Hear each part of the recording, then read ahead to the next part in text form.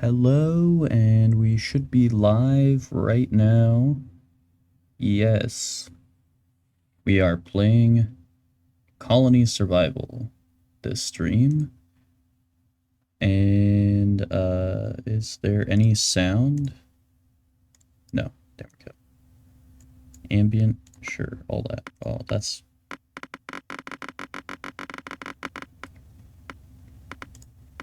Maybe we'll bring that a little bit down. Right about, yeah. That's not so bad. Alright, video settings, yes. And we have mods, but this mod manager thing doesn't actually manage the mods that you're subscribed to. Alright, so we're gonna make a new world. Difficulty. Oh, here we go. Select all. There we go. There's all of our mods. Seed, whatever. There's the world seed if you want that. World name. Vodkavsky. I can't put spaces. I can't put spaces, okay. And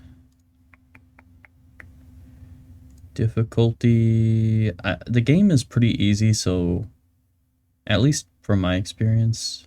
So maybe we'll set it to high. Yeah, we'll play on high difficulty just to maybe add a little bit more challenge. I think the only thing that difficulty affects is like the monsters that spawn at night. And yeah, I think that's it.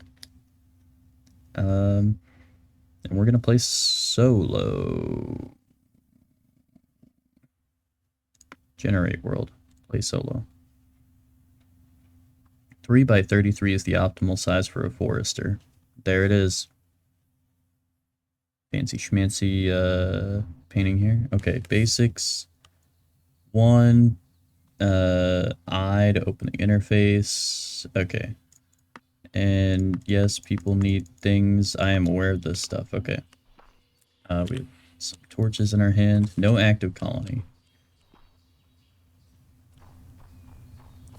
I already don't like those ambient sounds. For some reason, they're like creepy to me.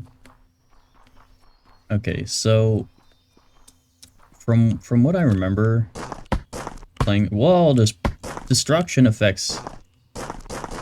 That's new.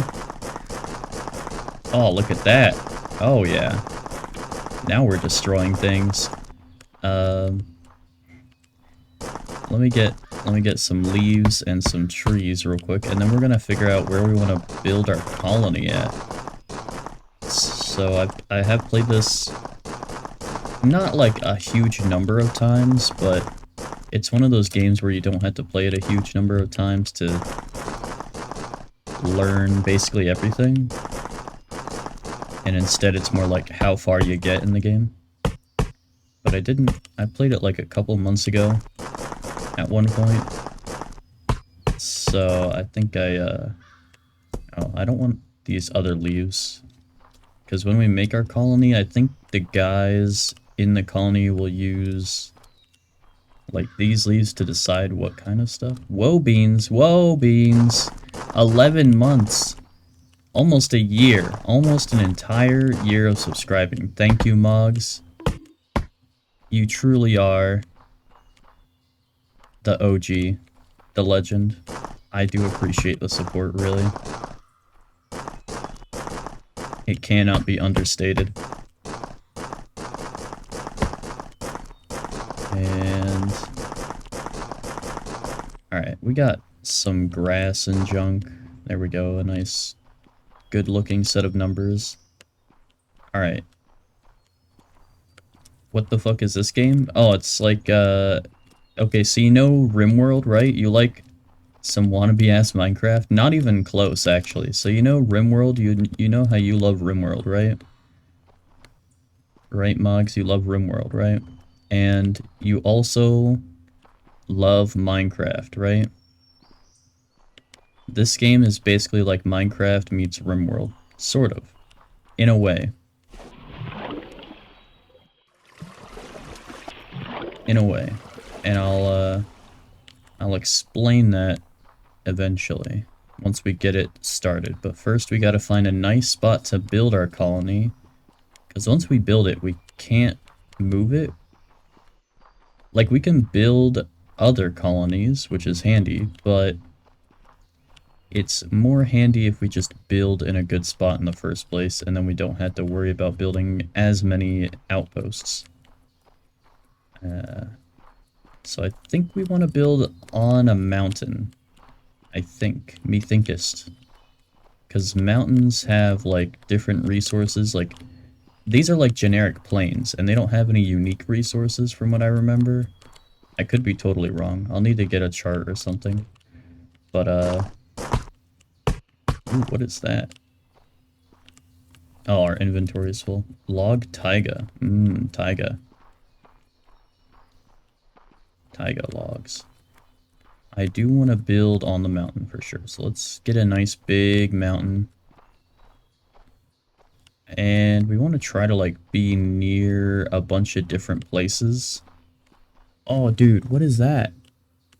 I think that's that other biome that's important way out there. And then there should be like a swamp biome or something. I have no idea. I can't remember what that looks like. I think it's also green and filled with trees, but you know, that doesn't really help us here. Let me just use my insane field of view to see the edge of the screen here.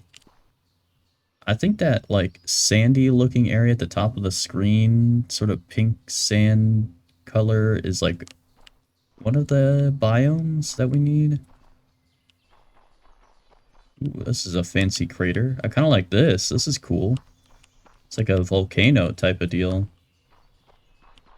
Yeah, I mean, this seems like a good spot. Oh, dude, there's a big tree over there. I think the big trees are another biome. There's like 4 or 5 different biomes where you need the different resources. So yeah, let's just throw down our thing here and we'll get started with an actual colony. Yeah, this will be the center of it. So I kind of want to go uppies. So let me get a nice flat foundation to work from real quick. At some point we're going to come back and remove all of these logs. These are very temporary. But I'm just going to slap these down real quick so we have a foundation to build on, literally. And then we can, you know, go from there. Oh, dude, I got mods for this. And let me tell you, that is so handy to just be able to place that fast. You cannot place that fast in this game at all.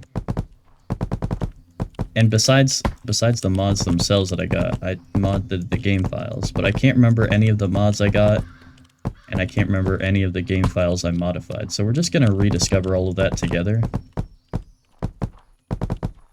I messed with a little bit of everything from what I remember. So there's no way to really tell you definitively what's gonna be different from your regular colony survival playthrough. All I know is it's probably gonna be different. Oh, the owl sounds.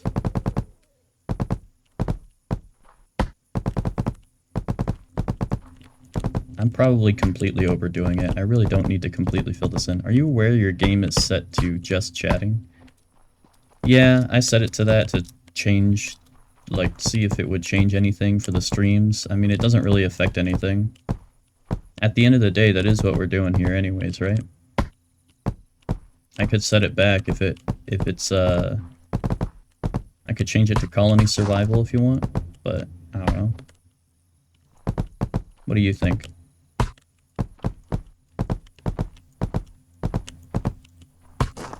Oh shit, I don't want to get rid of the grass. I feel like I need the grass. That's going to be important at some point. Alright. Let's get it level with, like, this snow right here. You want my honest opinion? Yeah, I want your honest opinion. I'm just trying to copy what other people do for the most part, and then add my own little flavor to it.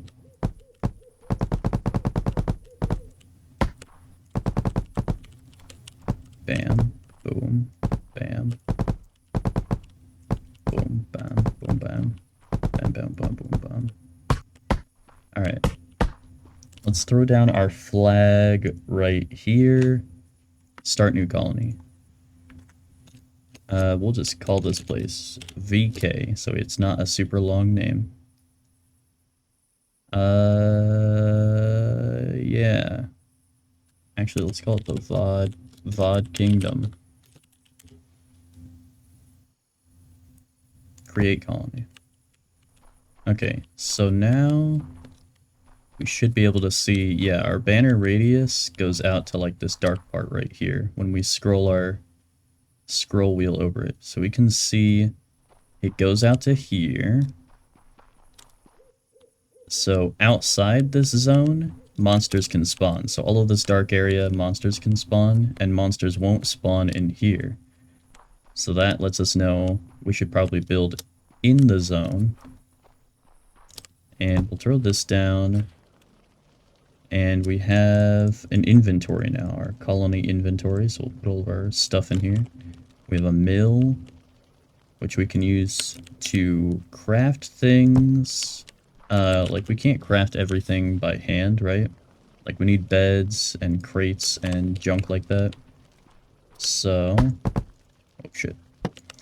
Just setting the category to something a little different isn't gonna change anything. Just like what me and Kat said the other week was, if you want some real change, you need to start SEOing more. Yeah. It also helps you find niche specific games instead of just really random stuff you do constantly play. I mean, I play niche random stuff often. There we go. Like this game is niche. And it's also like I can't really afford to just constantly spend money on games that are like brand new every time the like new stuff releases, and I also can't afford to buy games on a whim if they're like niche and not whatchamacallit. So it's like a good in between to play somewhat random stuff. Fucking army game you were playing the other day, who was really interested in that? Like honestly, ask yourself that. What army game? Delta Force 2? I can think of plenty of people. There was literally a guy in chat when I was playing it. He was like, oh, dude, I remember this game. Oh, I need planks to craft this? Oh. But yeah, there was a guy that was like, oh man, I played this. I played all the other stuff. I was like, dude, that's cool. Yeah, it was the singular person. Well, you know, a lot of people don't know about stuff like the Elder Scrolls Arena or XCOM Enemy Unknown. And the only way that people get into those niche games is if, you know, you play them and you stream them, and then they go, oh, what's this game? And then they see it, you know? Which is like sort of how you be different from other people, but I also understand the point of like you need to play something that already is popular in order to get popular. The hard part more.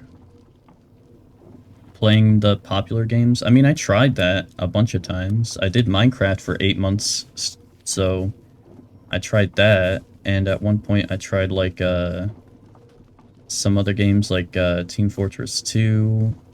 People didn't really tune into that. The main thing is I just need the SEOing. I'll need you to explain what SEO stands for, because I don't seem to understand what that stands for. That just means doing all of the other stuff on all the other platforms, right? Like uploading clips to YouTube and stuff like that.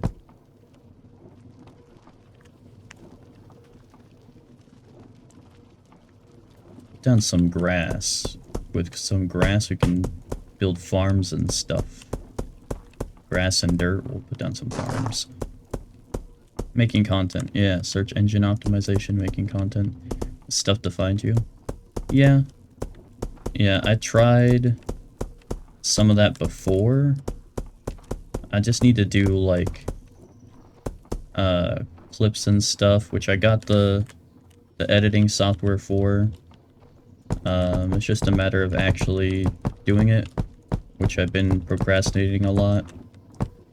And, the editing, I just want to try to avoid editing as much as possible because it's such a fucking time sink. I can spend months editing a 5-minute clip and then nobody really cares about it because it's too niche.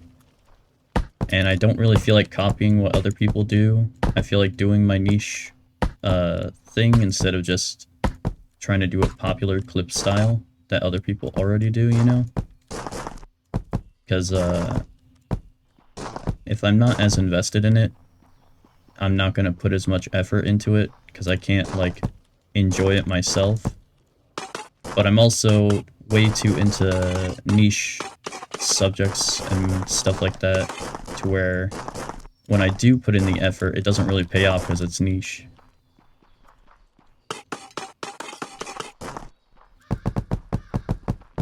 Like the Star Trek stuff that I did on YouTube, nobody really watched that at all. Nobody really cared about that.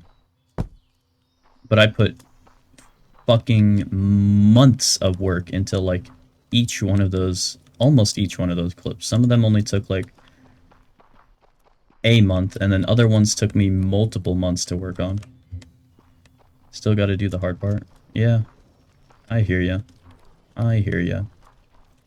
But I'll do that later, because right now I'm streaming, so once I get over myself mentally and get the mental to mentally do the mental things, then I'll switch gears into doing correct stuff and not procrastinating the things that I need to do, which is the important parts, like the things that you said, the editing.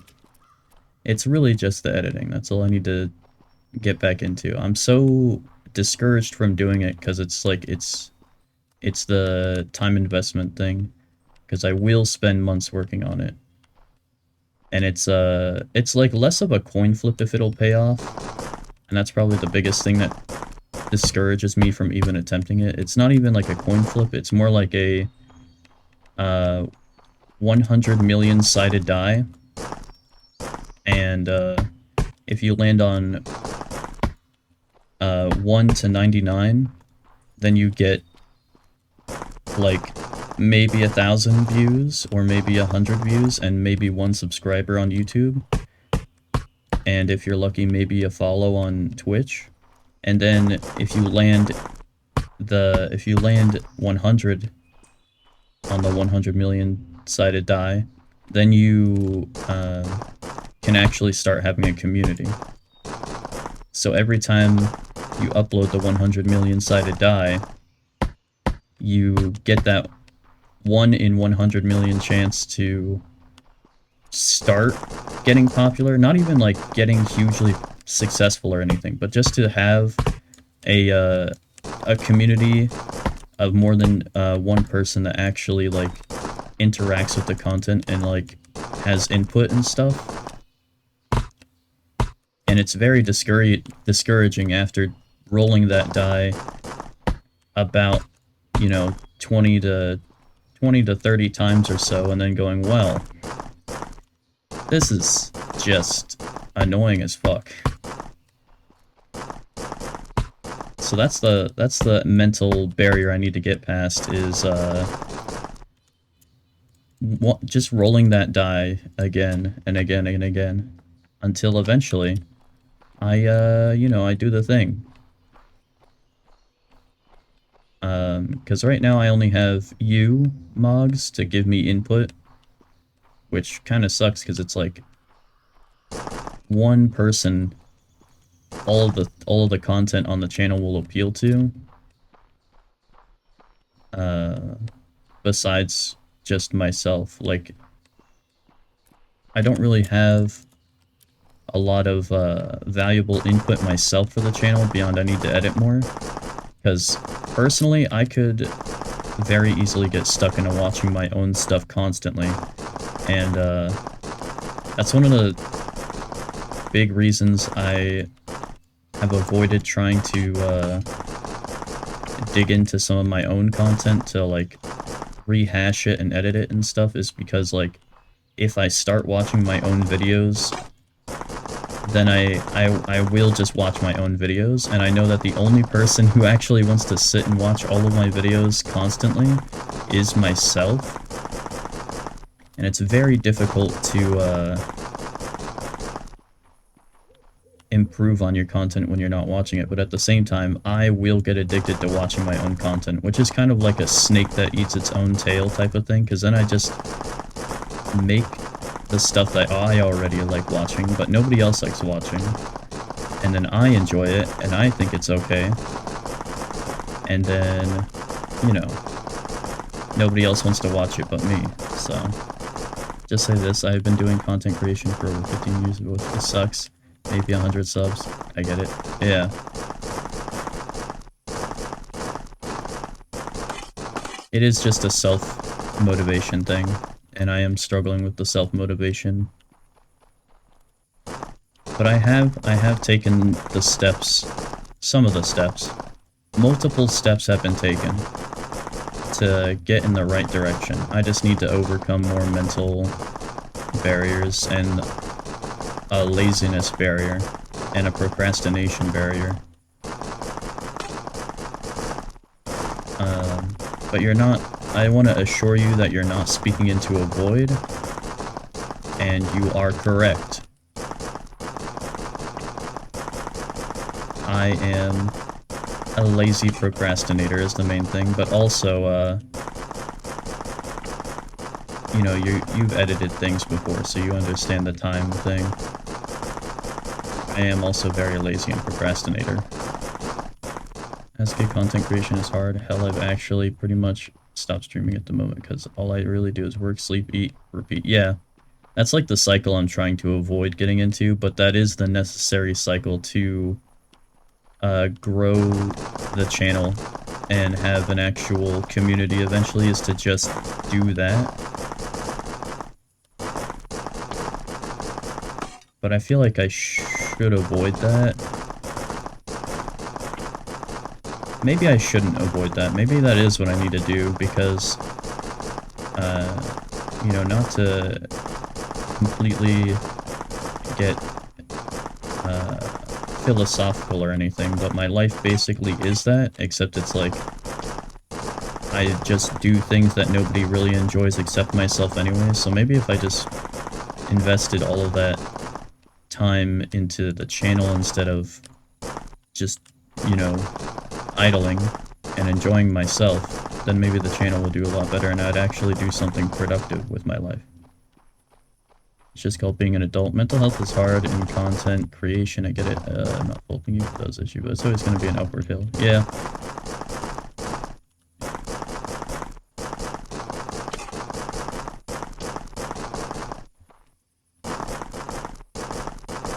Yes. Yes, you are correct. Okay, so I got a bunch of grass so I can build some farms. Because building farms is important for food. Because when we have dudes, those dudes are gonna want to eat food.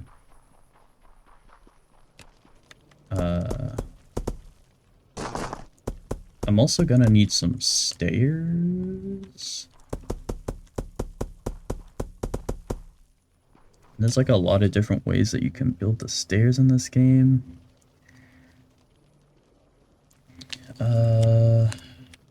Could do like a spiral staircase, which wouldn't be the worst thing in the world. But I also don't want to make it like a really annoying spiral staircase. So like, let's assume we build a wall, right? Which is my plan eventually, is to build a wall. Let me get rid of a bunch of this snow. We'll make a snow wall, how about that? We'll completely build a wall entirely out of snow. Alright.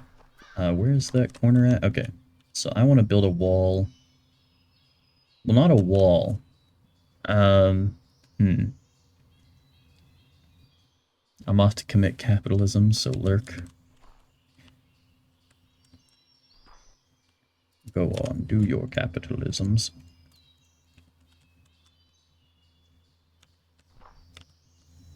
The zombies in this game, they're not smart or very capable at all.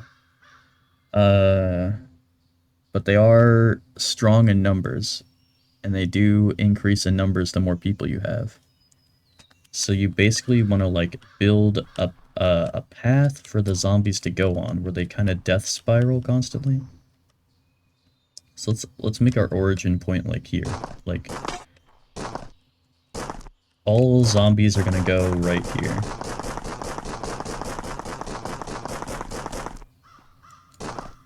While it's in the monthly pickup, this month's Humble Monthly, I think you should enjoy. I need to get into the Humble Bundle stuff, because I don't do that at all, which I should do.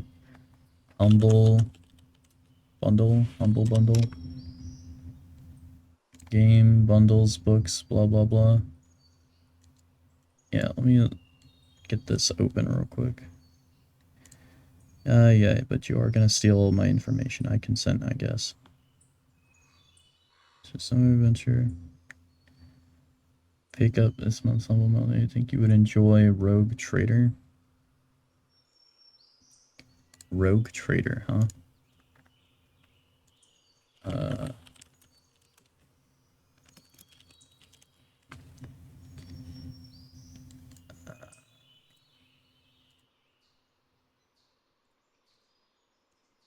Rogue Trader.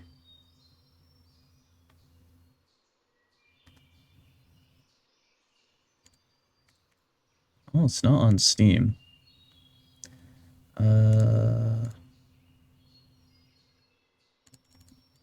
I can't just click on it. I want to see it. Search Rogue Trader.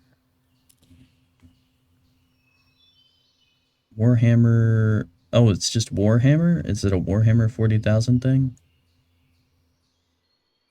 Warhammer 40k Rogue Trader. Oh, that's why I didn't see it. I might have it as like a because there's 50,000 40k DLCs. Normally I just ignore it because it's just a wall of, DLC things that pop up when you search for stuff. Uh, but yeah, I see Rogue Trader Deluxe Edition, Voidfarer Edition. Where the fuck is the game? Oh, there's the game. Okay. It is $25 on Steam. That is a lot of money. I already have spent my monthly budget on games. Uh,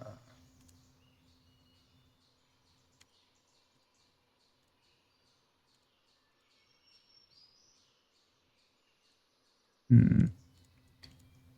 You're just trying to get me into Warhammer. That's what you're trying to do. Humble. Sign up. Sign up for Humble, shall we? I need to make an account and everything. Is this like an app that you can get like Steam, like the Steam app for your computer? Is it that type of thing, but with Humble? Because I feel like that's what it is. Good. And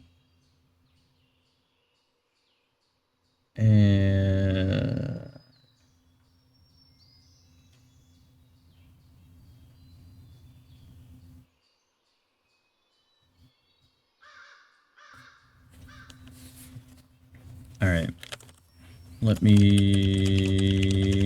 make an account, please.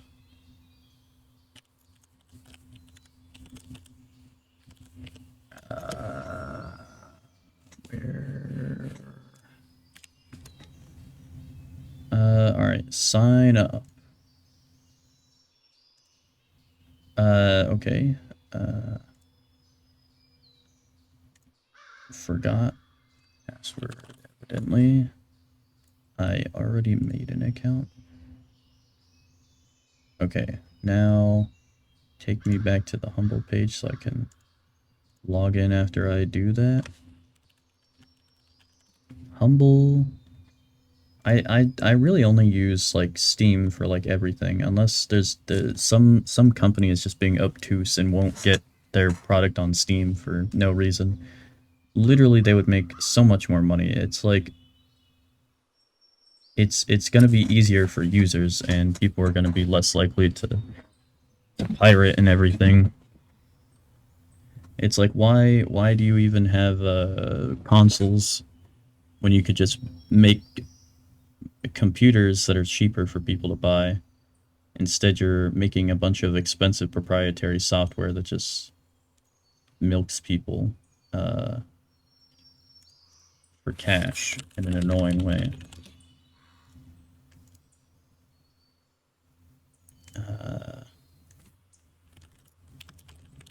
Oh, Lord.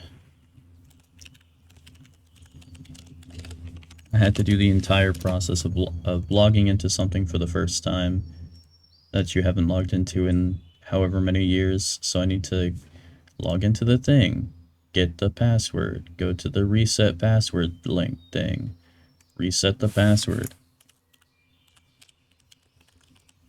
What, what are numbers? Uh, something along the lines of that.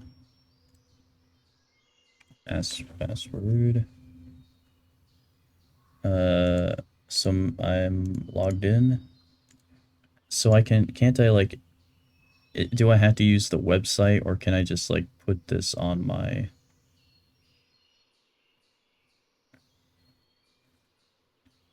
bundles?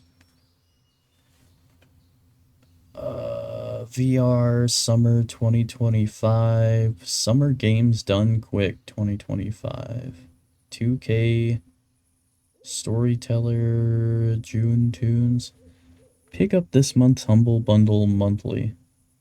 What the fuck? Games.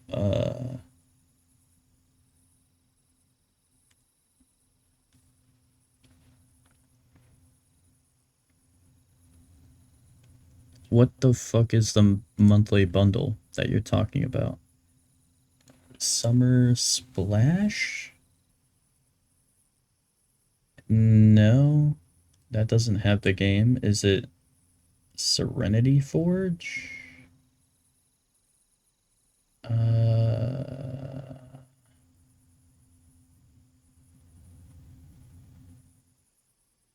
No, that doesn't have the game you're talking about. Is it the 2K Trilogy's Mafia BioShock?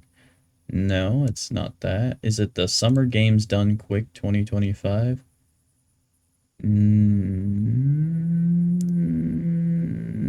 No, it's not there. Okay, it's Upload VR Summer 2025, right? No, it's not there either. What bundle are you talking about? What is the monthly bundle? Monthly, monthly, uh, Humble Choice subscription, Big Bang Unreal, and Unity asset packs. Huh?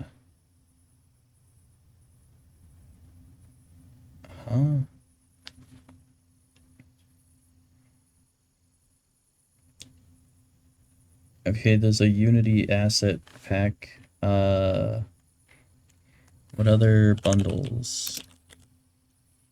RPG bundle? Roll big or go home?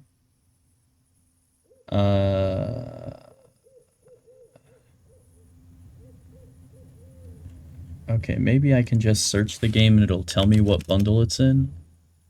What game was it called again? Rogue Trader. Alright, well, let me check Rogue Trader.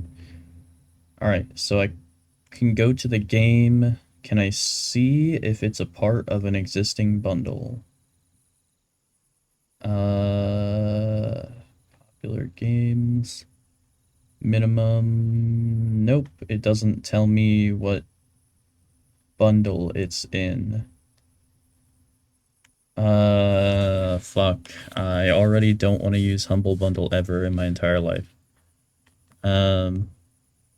What bundle contains Warhammer 40k Rogue Trader? What Humble Bundle?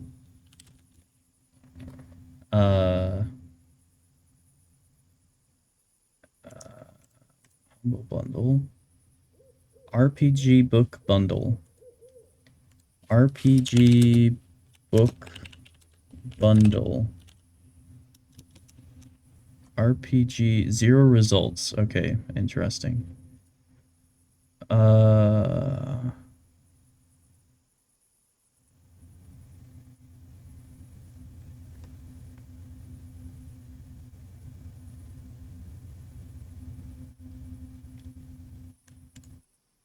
By Cubicle 7. Rule book. These are a bunch of books. Rogue Trader bundle. Fucking July bundle. Wow, this site fucking sucks. I hate Humble. Holy shit. What are you talking about? Pick up this month's Humble Monthly. I think you would really enjoy Rogue Trader. Humble Monthly. 0 results. What the fuck? This is pissing me off now.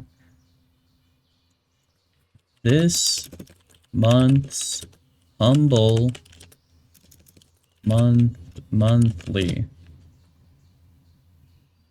That's just a link to Humble Bundle. Do I have to subscribe? I'm not fucking paying a subscription. I'm never gonna pay a subscription in my entire fucking life. I don't do that. Yeah, $155 a year or $15 monthly? No, not a fucking chance. Not even close. I am gonna miss out on every month's Humble. Fuck no, I'm not doing that. I had my experience with fucking Xbox Live. I'm never gonna do that again. I'm never gonna have just a fucking PC version of Xbox Live. That's not fucking happening. I will get every Trojan virus before I ever attempt to fucking pay for an Xbox Live, except it's on the computer. That's never gonna fucking happen. I fucking spent years dealing with Xbox Live and all of that bullshit. Never in my fucking life will I ever pay a subscription for video games ever again. Never. Never, never, never.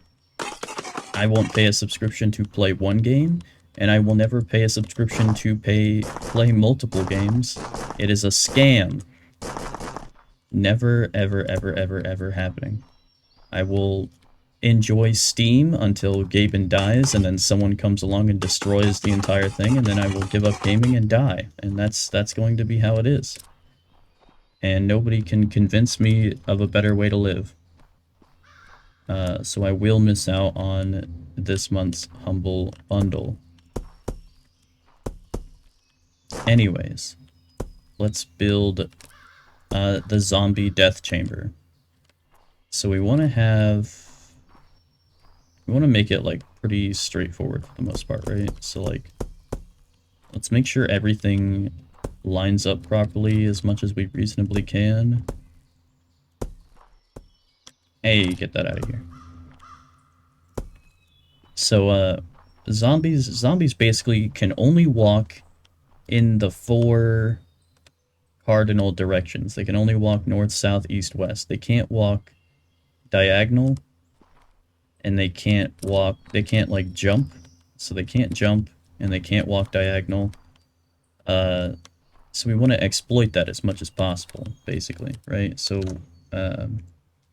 we want to have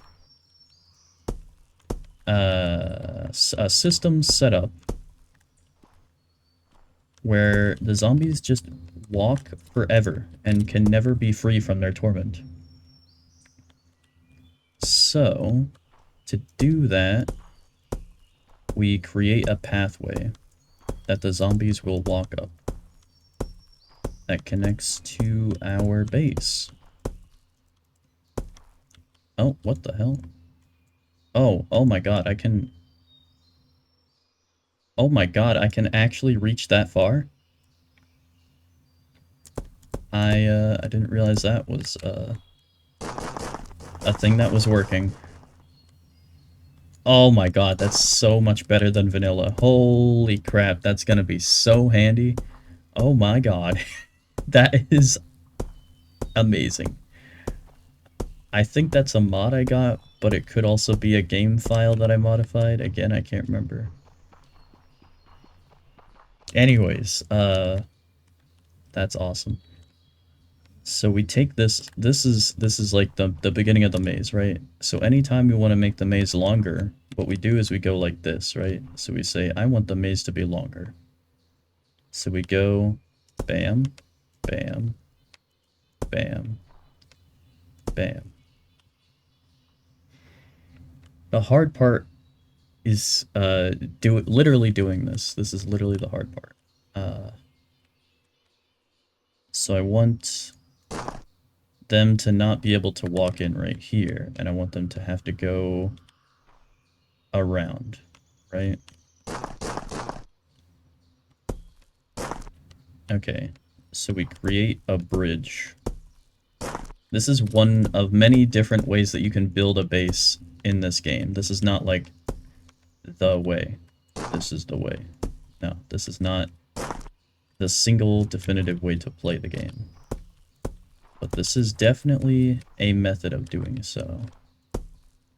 So I want to go to there and then back down. Oh, and you know what? The super reach is also really helpful. Doing that. And then I want to place a block right there. Nope, not down. There. Oh my god, dude. You have no idea how helpful that is unless you're someone that's already played the game. Oh my god.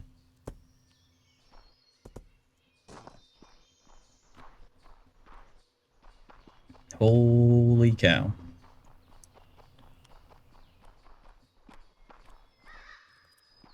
Alright.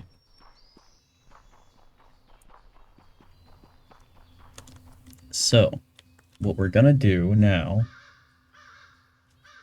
is all of the zombies are gonna have to go on this path, right? So what we do is we make them go in a big, gigantic circle. This is gonna take stupid long if I do it like that. Shit. I need some more snow. Let me just get some snow from that mountain over there real quick. I fucking love that I can just snipe blocks from across the map. I can't even see, really. I'm just looking over there where there is snow. Yeah, I'm just gonna strip mine that from a mile away. Thank you very much. Yoink. Getting a ton of snow. Hell yeah. Thank you very much. Alright. So we want to reach... Yes, perfect. We want to reach this edge where our colony ends. And then we want to turn and go around. So we'll go around right here. And one of the things that we're going to have to do is, like, disconnect the colony from the rest of the world, which is going to be a lot easier than this maze thing. So let's do that real quick, just to take a break from building the maze. So if we want to disconnect from the rest of the world, we want to go right to the edge and then say, alright, I don't want zombies to be able to get in. So we need to make everything 2 blocks tall, because zombies follow the same rules as the player. They can only jump up, you know, 1 block. So if we make everything 2 blocks, then they can't get in. Unless they take the stairs in, And remember, they can't go diagonal and they can't jump, so they can't like cross this like we can. So now this is our way in and out of the colony, easy. But the zombies, they're gonna have to go all the way up here, because this is the only way they can walk. They can only go all the way here, and then they have to walk all the way around. And once they reach the end, then right here, the zombies can get in, and that's it. And that's what we're going for. Because eventually what we can do, oh, they're not listed here. There's guards that we can make to kill zombies for us. Slings. No. This isn't the slinger guard. This is just a sling. Which, we do want that, so we can use that. Yeah, let's make some sling bullets real quick. Let me get 500 sling bullets, please. Okay, that's gonna make a lot of sling bullets for a very long time. Sweet. Alright. So that's doing that. Let me grab a little bit more snow from up there. Yeah, just a couple blocks. Alright. So we'll go back over here. So you can build a wall, or you can do my much more dangerous idea of a super big trench that you will constantly fall into and die. So let's put this here, put that there, and, you know, just get some light here because it's getting dark. You know, put a bunch of this stuff away. Alright, so I think we want the trench to start here in the darkness. I don't think zombies will spawn here because it's light. That makes sense to me. Alright, zombies can't jump up there. They can't do that little sidestep thing. So that should be good. So this whole thing, we're just gonna dig a giant tunnel through the mountain, basically.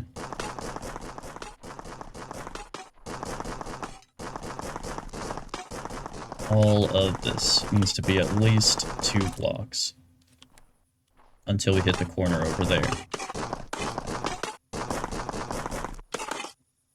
which is right here.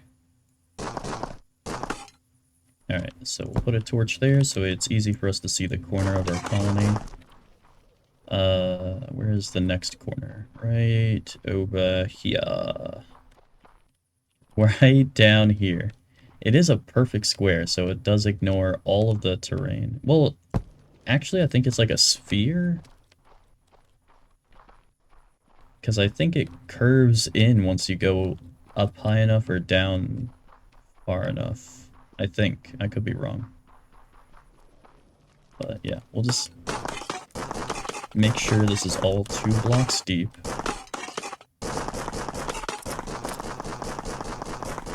We'll dig 1 layer, then we'll go back through and we'll dig another layer. We're just sort of outlining it real quick, and then we'll go back through and be like, yeah, this is it. Okay.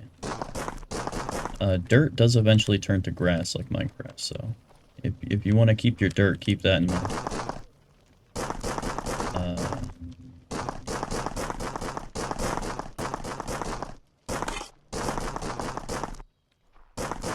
This might not be the best way to do this. I'm gonna get stuck down here.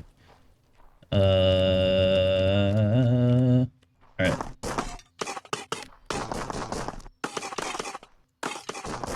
Okay, cool. So, zombies are not gonna spawn in any of our colony. We should have an effect start once our colony's totally cut off from everything else, called siege mode.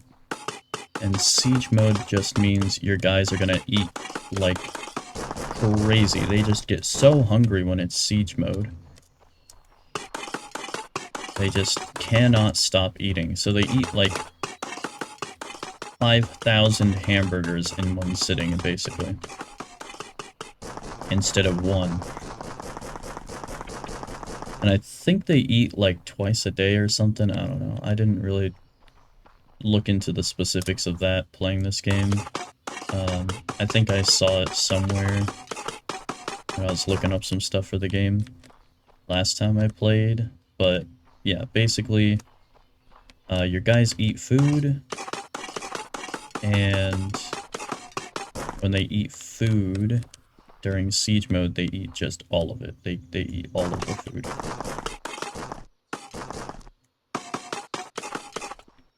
Alright, so we have completely cut off from the outside world. Why is it not activating siege mode? Now I'm a little concerned. It was supposed to activate siege mode. Maybe it's because I don't have any dudes? Oh, it's this side, this side. This side is still, like, too short, I think. Or it could be one of the other sides. I forgot to do the second pass where we make sure everything is, like, super duper trenchy. I like to do the trench because it's easier to dig a trench than it is to get a ton of material to build a wall. And then when you build the wall, you know, you have to make sure it's all like the same material because you don't want it to look like crap. So, yeah. That's why I like to just dig a hole. It's a lot easier. It's a lot quicker.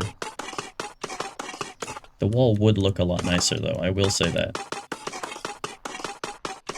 But this is a very simple, straightforward solution that works pretty effectively for me. Alright. Oh yeah. Okay. Now it should be totally disconnected from the outside world, right? Along with me, I think I am stuck in the trench now. That is not a good place to be, is stuck in the trench. Especially since the trench tends to fill up with zombies a lot of the time.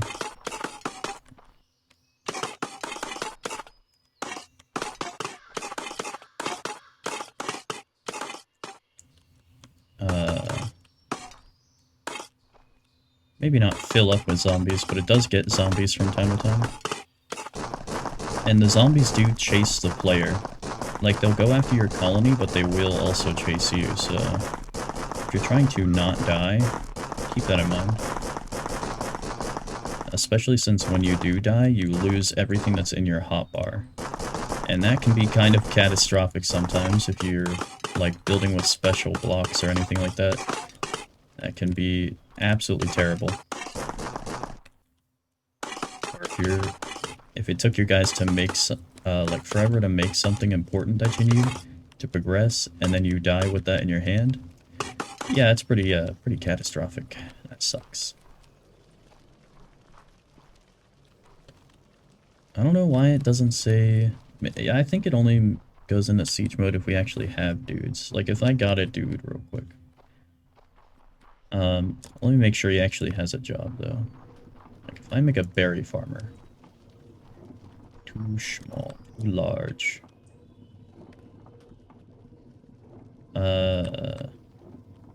What's the largest size I can make? A 40? 48? I can make a 48. Alright, 8 by 6. 8 by 6. He has boxes to put his berries into. Okay, so now if we want to hire a dude, we have to go into this menu. Not that menu. We go into the colony menu. No, we press inventory. Or C. You can press C to... It's all on this tab menu here. So we have our inventory here. We'll put a bunch of this crap away we don't need. And then we have science. We'll get to that eventually. We have colony points, which we can buy upgrades. And then colony. Recruit. There are 0 spare beds. Yeah, we need beds. I forgot about that. That's kind of an important detail. And you can put beds literally anywhere, but we'll make a better spot to put the beds eventually. For now, we're just gonna put the bed right there. Just so we have a bed. Alright. And there's our dude. This is our first guy right here. That's the dude. This is the guy. Oh my god, it's the guy. It's the dude.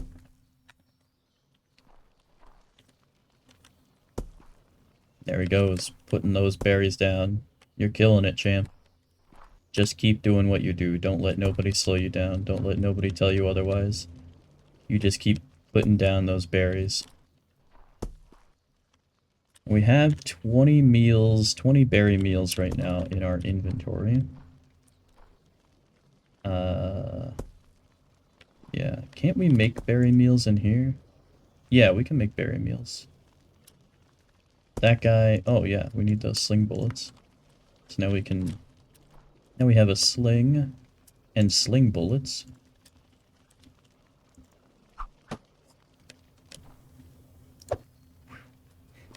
That's our sling. He is doing it. He's doing the berry thing. So he's gonna get a couple of berries, and then he's gonna put them in the inventory. Yeah, he's gonna pick up a certain number. And if you don't have these boxes everywhere, then the workers would have to always go back to the colony flag to put stuff away. Which is, not good.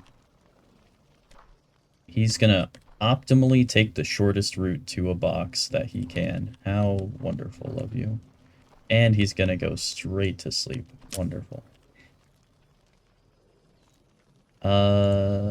So I guess this will be a good way to see... Oh, I did not mean to get rid of your bed. My bed.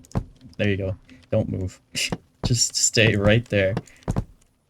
Yeah, this will be a good way to see if we bungled things, if we messed it all up. I think I messed up with the crate. I think the crate has to be... Like, they had to access it sideways. They can't access it from the top. So that is my bad right there. Now, since we have at least one guy, there should be some zomboids spawning. I thought we would enter siege mode, but apparently not. I'm not sure why. But we should see a zombie show up at some point. It won't be a lot, because it's literally one guy, or... Oh no, the threat level, right here in the top right. We need the threat level to actually be a number besides 0. Then zombies will spawn. I forgot that's how that works. Like I said, it has been like a number of months since I last played this. So a lot of this stuff I will need to rediscover. So let's just make a nice big flat area real quick. We'll take a break from the maze and everything like that, and we'll just get a bunch of berry farmers. We'll get this colony actually, you know, colonizing.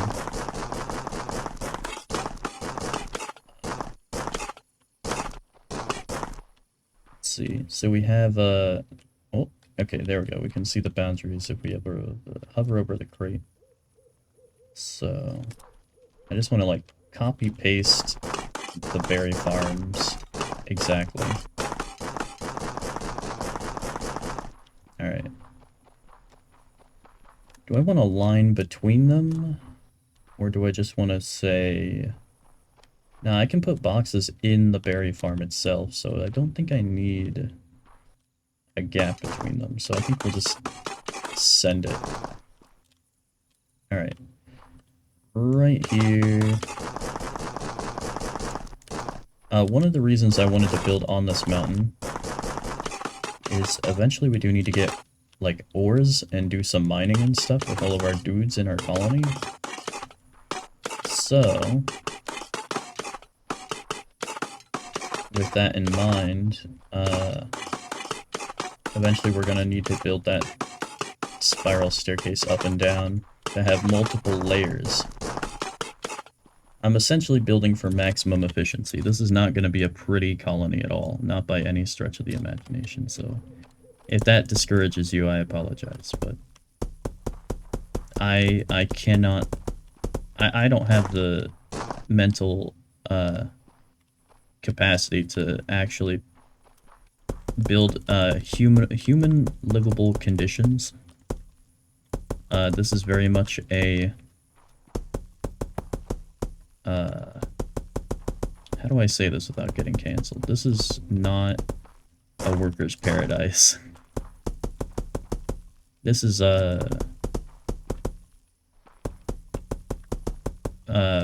to each nothing, from everybody everything. That's basically what we're going with here. So we're gonna make another berry farmer with the same dimensions. Dimensions. Check it out, bros. It's dimensional. We also need to put down some more beds. So I think I will do the most grotesque, horrifying thing ever and just put beds inside the berry farm. And now we have beds.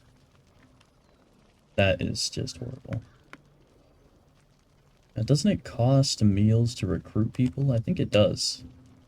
I could be wrong, but I'm pretty sure it does. And we got rid of that guy's bed, but it shouldn't be a problem. He should path to the new bed. No problemo. At least I hope so.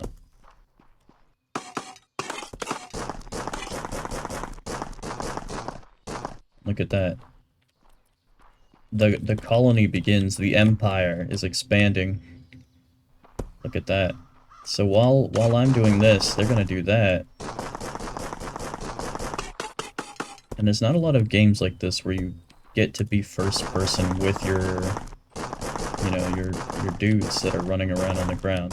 A lot of games like that do stuff like this are all like top-down strategy, not first-person things. I really like that you can just directly affect the game world. I wish more games were like this instead, where you can basically be one of the people on the ground, and like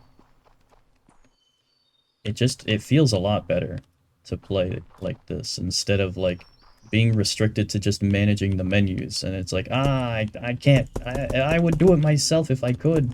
Now it's like, I'm literally just gonna do it myself. That is exactly what I'm gonna do.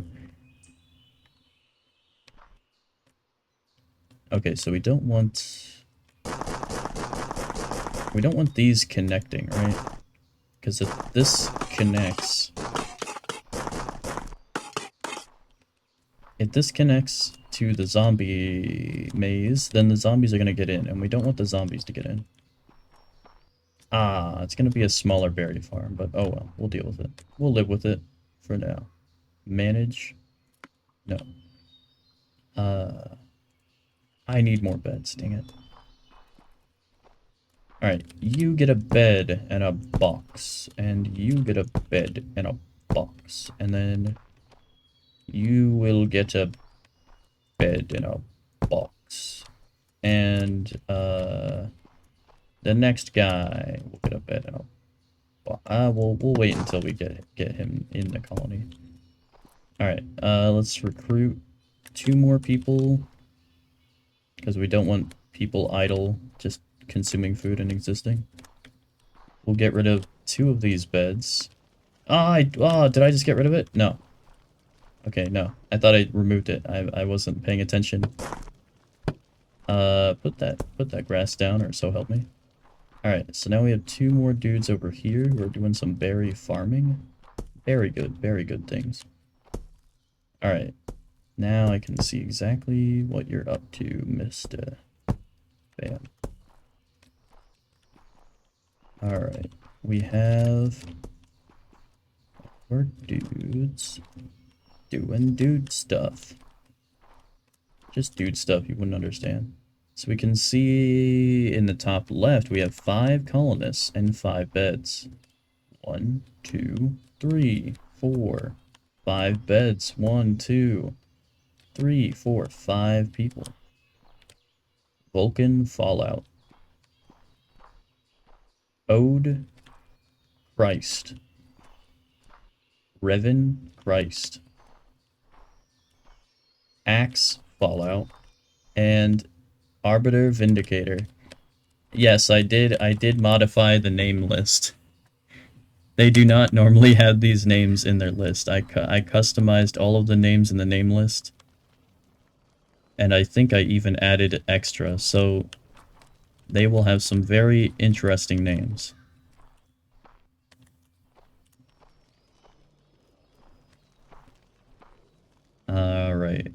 Alright. So we have... They are berry people, right? So they're producing berries.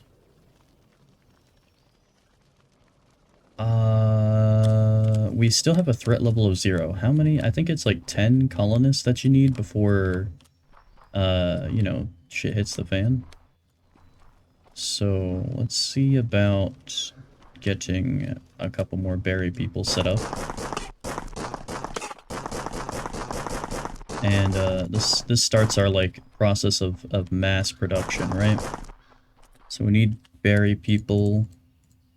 We don't need 2 berry people. We need berry people, people who work with the berries. We also want to make sure our zombie maze doesn't touch the colony, so let's make sure that's good. First things first. Yeah, there we go. There we go. Alright, so that's not going to touch the colony here. What is the height on that? Okay, it's like right at our eye level. Yeah, cool. We also don't want the zombies to get in from the outside here. We actually don't need to get rid of all of that, because if we bring this to here, it's 2 blocks high on that side, and then it's 2 blocks down right there, so the zombies won't be able to just jump on this path, which is perfect. That's exactly what we want. And then to keep them from jumping on the path right here, we just do the same thing. Make sure it's 2 blocks, like that. And then we can jump across super easy over the death pit, the ominous death pit. Don't miss that jump. It's a very easy jump, but you will be surprised how often you fuck that up. Alright. So let's, let us begin. Here's, yes, okay, excellent. And now we have this corner. In this corner, weighing in at approximately 1 snow cube, it's, the guy. Alright, yeah, and so we don't want the zombies to get in here, so we'll just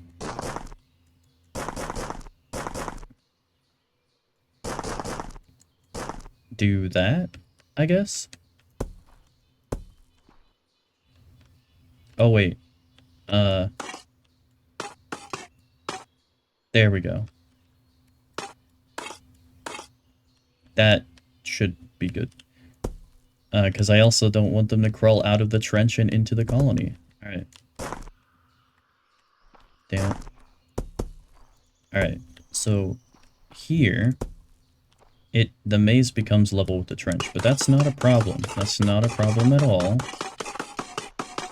All we have to make sure of is that as we build our colony, we don't allow any zombies into the colony on accident, right?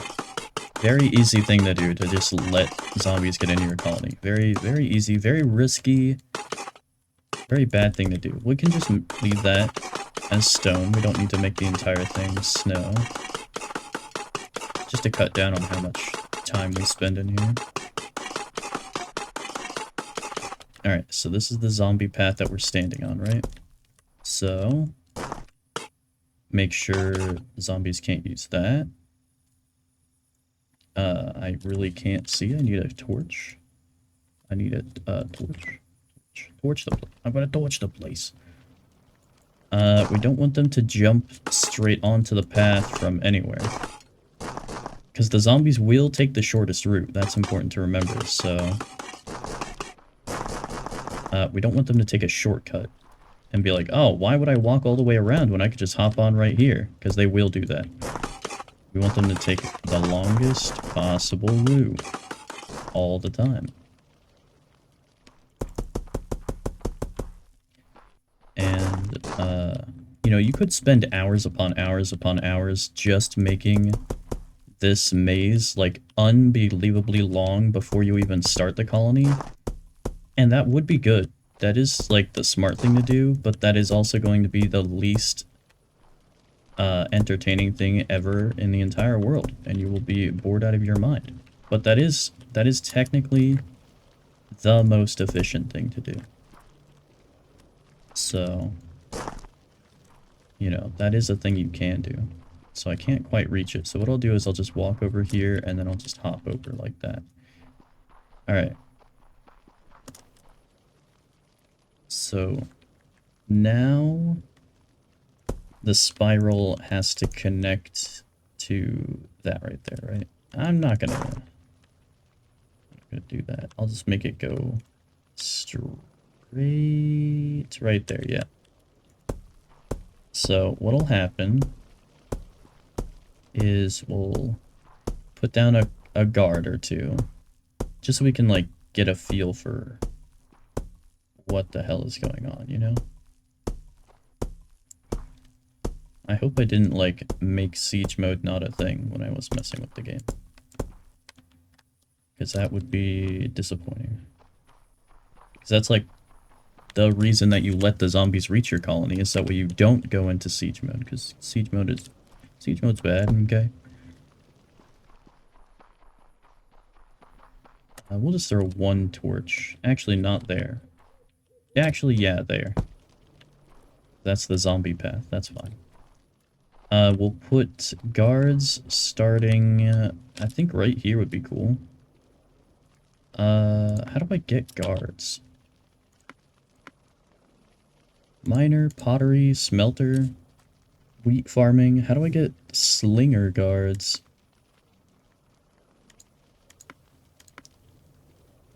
I have no idea. Oh, I think I have to build a tinkerer's table. I think that's what I need to do.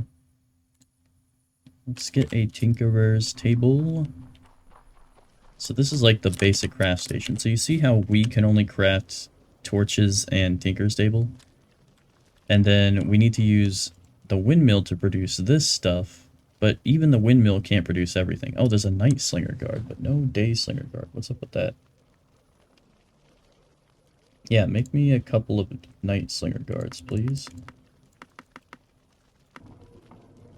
There we go. So we can at least have some night guards. We'll put this guy right here. Just so we have him nearby. We'll put him right next to this box. Yeah. We'll say oh, but if I want to like mass produce, you gotta think like big picture, right? If you don't think big picture and you just build stuff on the fly, then later on what you're gonna have to do is like destroy and rebuild a bunch of stuff. So if I want to have like if I was building like one, I could put it anywhere I want, right? But I probably want to build like 1,000,000 of these. So I want to think about it like efficiently, right? Because when they're working at the table, they need to get to a box. And they also need to be able to stand where that little arrow is. That's where they're going to stand and face. So they need to be able to walk. So they can walk across here. And then they need a box to box here. Does that make sense? Because this guy has a box right behind him, but none of these other guys are going to have a box right next to them. You know? So we want boxes to go all along here. That would be a lot better. There we go. And then we'll get rid of this box here. And I'll show you why once I make some space here. First, let's clear out some land so we have a little bit more living space. We're acquiring Lebensraum, okay? There we go.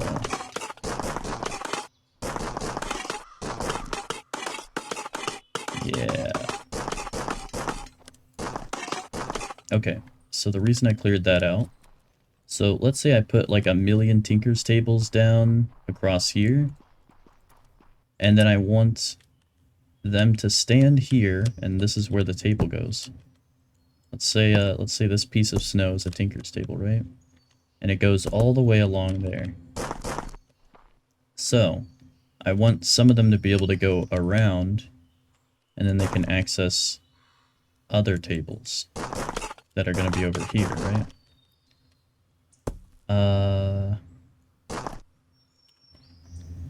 Let's get some temperate logs. I think I want to keep the use of snow strictly to the zombie path. That way things, like, are more visually understandable in our colony. So eventually we'll get rid of, like, all of the snow on the mountain. At least the stuff of it that's in our colony, and then it'll make more sense visually. It'll look a lot better too once we do that. Like, we can replace a bunch of this dirt and grass. I'll need to put down that workbench again, but yeah. This'll look nicer.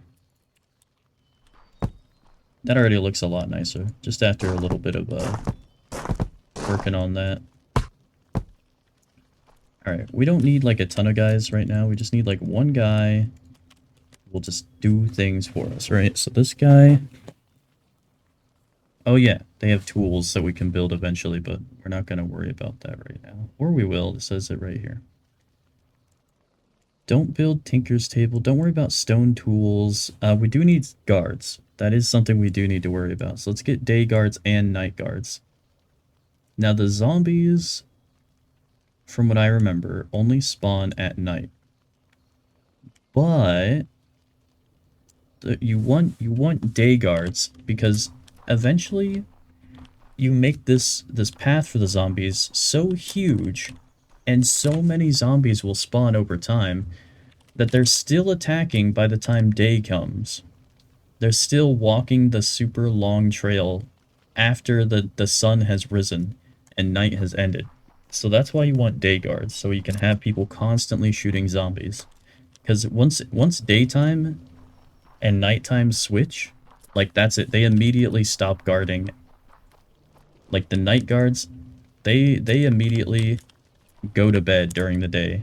They don't care how many zombies there are. They're like, oh, looks like it's end of my shift. Fuck this, I'm going to bed. Literally, immediately. And then the you know, the other guys have to take over. So I want to put guards along here, right? And I want to alternate. I want to have a night guard, day guard, night guard, day guard, night guard, day guard, night guard. That way, you know, that way they're doing their thing. We'll have a guard here who will shoot the zombies from above. I don't know if they can walk over this, so that's why I don't want to put like another guard behind him. Just in case it blocks the path, so I'm not gonna do that. I think one of the things I did when I modified the game files was I changed how some of the guards work, and I changed how traps work, because there's also traps in this. And I never used the traps because I was like, why would I bother trying to use traps when I can just use guards and it's so easy to understand? The trap seemed a little bit more complicated, so I didn't bother. And by a little more complicated, I meant I needed to put the circle in the circle hole, but I only liked putting the square in the square hole, so I just stuck with the square in the square hole. I didn't want to have to worry about circles, because that just complicates things. That's actually, like, how dumb this system is. Once you figure it out. It's not obvious until you've played the game for a while, or you've seen other people play the game. Then you're like, oh, that's how this game works? Okay. 1, 2, 3, 4. 1, 2, 3, 4. Alright, we got even number of guards. I'm content. Now, let's see. Let's make sure we do this right. So I want like a perimeter. Is that a piece of snow? Nope, I picked up grass. I want to pick up that piece of snow. I got it. Piece of snow in the distance. Let's get guards. Ah, but I didn't put down beds. So I could put beds down way over there, and then they walk all the way over here. In the end, I think that's what I'll do. But for now, I'm just gonna do the sloppy, here's a couple of beds type of situation. We'll get 2. How many colonists is that? 7. Damn, we still need 3 more before we get zombies, I think. We'll get rid of this box. That's not necessary. Whoops. Logs. Get rid of that box. I'll just replace that with some logs. I believe it's a mod that I have that increases the mining speed. I could be wrong. But yeah. So we have... That guy's a farmer. That guy's a farmer. Oh yeah, I never put a bed over here for this dude. Oh, can I put a bed up here? Is that going to disrupt the use of the crate? Are you going to be a guard, or are you going to... Okay, he's a guard. This guy is also a guard. You're the guy... Yeah, I need you to go find a different bed, buddy. Get up. Okay, alright. You can just levitate. That works, I guess. Oh. And... Alright, you're a dick. I need you to go find a different bed, please. Get up. Get up.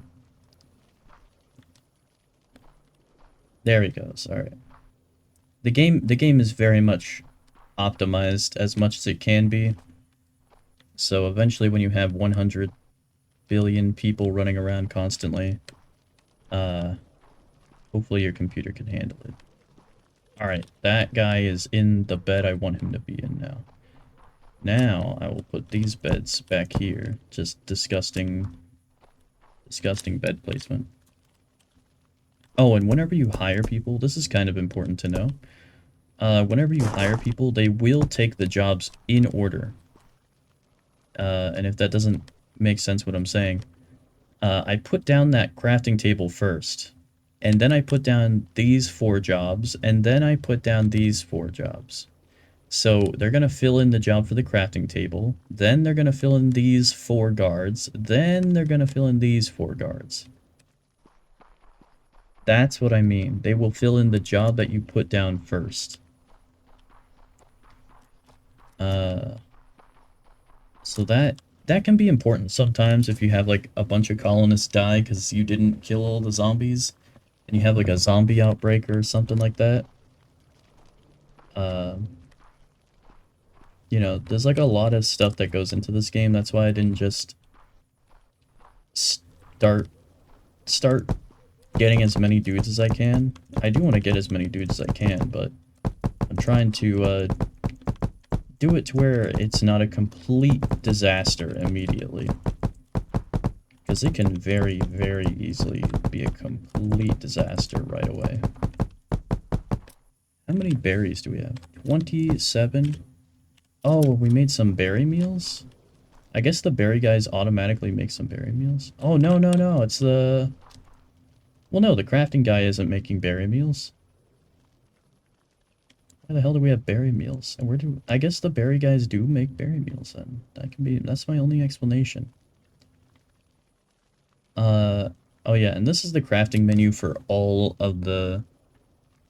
Like, all of the different jobs that craft stuff are going to have a menu like this. And all these sliders are controlling is how much they will make, and then they're going to stop. So after this guy makes 100 beds, he's going to stop making beds, and then he'll move on to the next thing. Now let's say I want him to make crates first before he makes the beds, then I would do this. So this makes it more important to make crates before anything else in the entire menu. Assuming it's all on the same priority. There we go. And now look, he's doing it right now. He's making crates before he makes anything else. But I don't really care about the crates right now because that's easy. So I also don't care about the beds as much and the planks. What really matters are the slings, the sling bullets, and the slinger guards. So make sure I have the stuff for guards. And then make the things. Okay. Right. Fill in some more floor. Get this place looking a lot better. You know, I do like to play pretty much by the numbers in this game, but that doesn't mean I can't take a second and make it look not so horrible, not so horrifyingly ugly to constantly stare at and want to peel out your eyeballs type of thing. So we still only have 9 guys. I need to get to 10 guys for zombies to spawn. I guess I could just hire another dude. 9. Oh, I need 2 more dudes. I was looking at beds. I was like, oh, 9. Perfect. Put that down. Give me another dude. Okay, we have 10. Our threat level is still 0. Huh?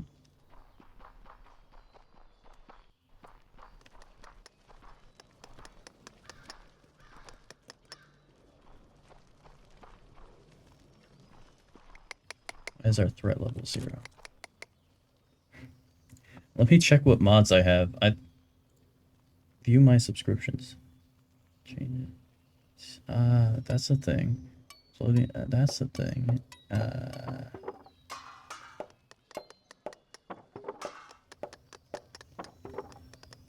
Stack. Okay, so none of this stuff.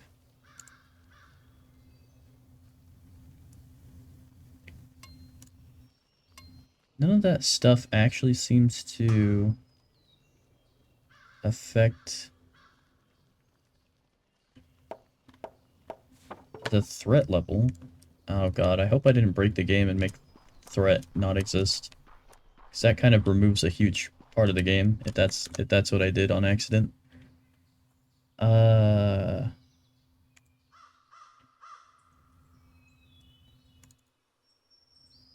How do I check that? I can't even remember how I modified the game.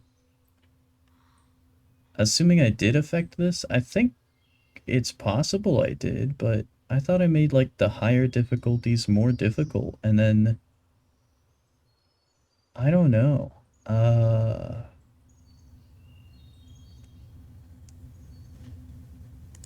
Recipes, crafting... What is the thing called? What do you... Maybe I had to connect it to the outside world first. Let me try that. Oh my god, I almost fell. There I go, forgetting that, I have giant gaps in the floor. Don't forget that, or you will just fall to your death because of how this is constructed. I mean, we have a whole thing going on here at this point. With 10 guys. I thought the threat level... Wait, you can press like F1. Yeah. Banner tool. Colonists require 1 meal per day. Berry farmer. Tinker's table. Science and mining. Colony defense. Defend your colony against the monsters of the night. Unlocking some science will add threat. Oh, it's science. Ah, okay. It's science. Science adds threat. Okay. I thought it was, dudes. I think it is based on number of guys. Among other things. There's other things that also add threat. But science, I forgot, sometimes just adds threat. unlocks mining job, unlocks all of this stuff. One of these should add threat level. Unlocks the wheat farmer. Ooh, teleport pads. Teleport pad. Tired of walking from one place to another? Use a teleport platform. Don't know how that works, but that's a mod. We can get ore blocks. That's handy. That is very handy.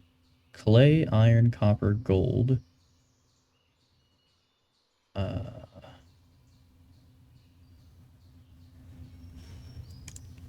Mud bricks, water pumping, tailoring, porridge. What? Some of these are supposed to add threat, but I can't, for the life of me, remember when that happens.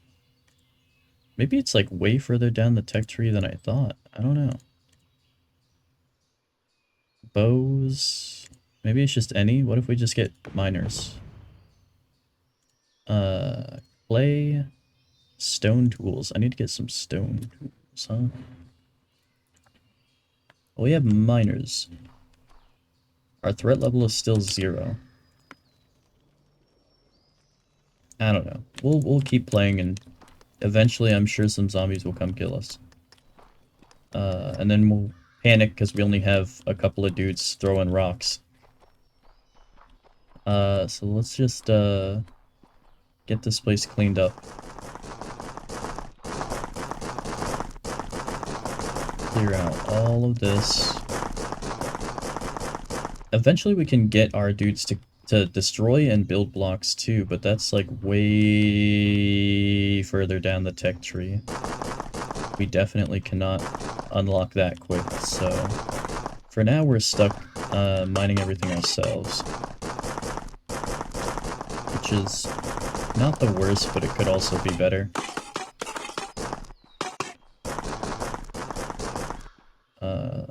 Can we see the tool here? Yeah, construction. So when you click construction, you'll have like access to mine blocks and build blocks. And that is a wonderful tool to have. It's a wonderful set of jobs to give them. Very helpful. Yeah, I think we want to just destroy the mountain. We can level out the mountain before the end of the stream. I feel like that would be some great progress. We already have a bunch of dudes. We're crafting things, we're getting berry meals, all that stuff. And then next stream, we're gonna really sink our teeth into it. Because there is so much to this game. And like, all of the stuff that I told you and all of the stuff that we worked on so far is like just scratching the surface. There's I wish there was more like they added outposts to make you explore the world and stuff. And made it to where biomes generate different stuff. But I feel like that's a bad substitute for like other cool stuff they could have put in, like maybe unique stuff spawns in a biome that the player has to go get like one of or something to progress something real quick, you know? That would be kind of cool. It's like gives you a reason to go on an adventure. Maybe add like unique bosses to the terrain. So it gives you a reason to gear up before going somewhere. Or like, you know, just stuff like that. I don't know, just, I want more. This game is cool, damn it, I want more.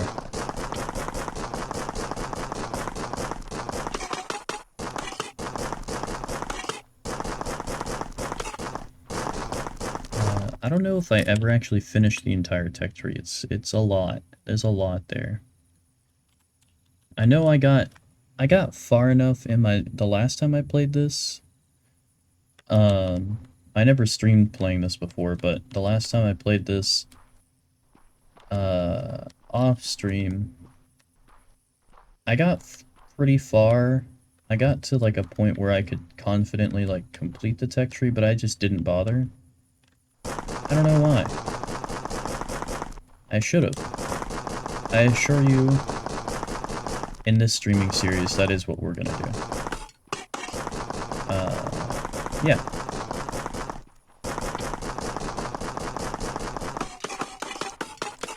Let's mine all of this stuff.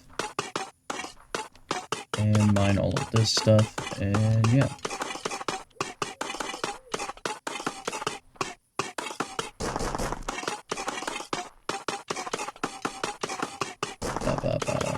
Boom. This is basically my happy place in video games. Like, doing this in Minecraft and doing this in this game, just leveling the terrain. It's like the least productive thing a human being could ever do in their entire life, but this is like just the most content, the most zen, the most zoned out I can be is just flattening or shaping terrain. It's like so therapeutic. I mean like I can do it like forever. There's only a couple things that hold me back from just constantly doing it, and that's the fact that nobody else on this entire planet will ever use the land that I constantly sculpt, and also I have to do other things in life, and that's it. But I just thoroughly enjoy doing that, and then going, wow, look at all the terrain that's nice and usable now. And also the constant collection and storage of all these materials that we're forever assembling. I love that. The whole managing all of the storage of the materials. And just like taking all of the matter of the universe and rearranging it into a more suitable set of usable materials. I just love this so much. Just get rid of all the junk, because it really is just unusable terrain. Like, you can't really do a whole lot with a bunch of uneven junk, you know? Like, you could build on the side of a mountain, but that just looks awful to build on, you know? You would constantly fall and get hurt, and if you wanted to build like a ton of stuff, it'd be so annoying, and it probably would not look good. But then, like, look at this. This is a nice flat piece of terrain overlooking all of the shitty terrain. You could build something up here and then use it, and you wouldn't have to like worry about constantly falling and everything. You would be able to put down a bunch of things, or just one giant thing, or whatever you wanted to do. It's like, it's about creating potential. Turning potential energy into even more potential energy. Using up all of my kinetic energy. I think that's the basics of it.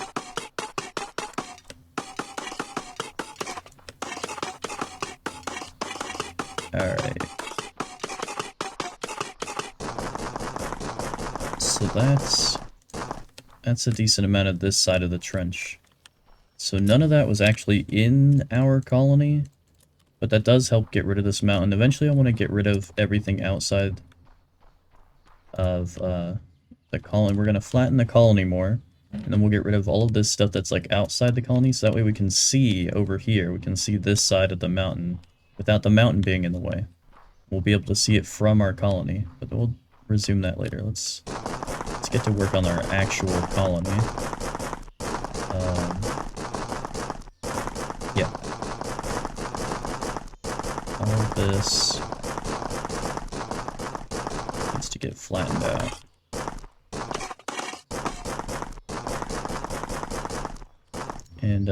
we definitely need to flatten out because of our, you know, all of our farmers and stuff. The farmers have to have flat terrain. They can't use wonky-ass terrain.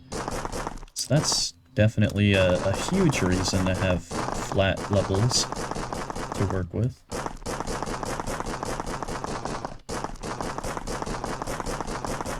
But also, you know, all the other reasons I talked about before.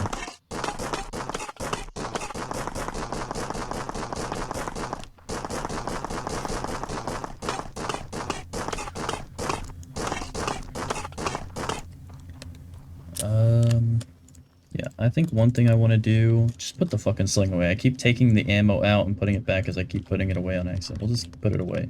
There's no zombies, we'll worry about it later.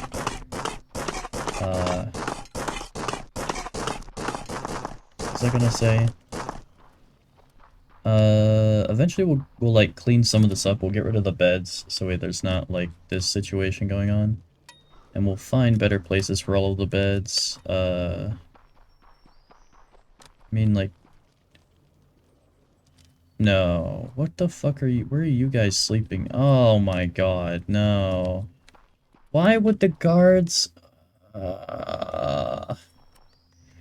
Yeah, that's one of the reasons we're gonna fix where the beds go and just make a central sleeping area, because the guards are sleeping here, which means the berry guys are gonna sleep over there, and it does not make any fucking sense at all. That is infuriating. Alright, whatever. That's not that important, but it is annoying nonetheless.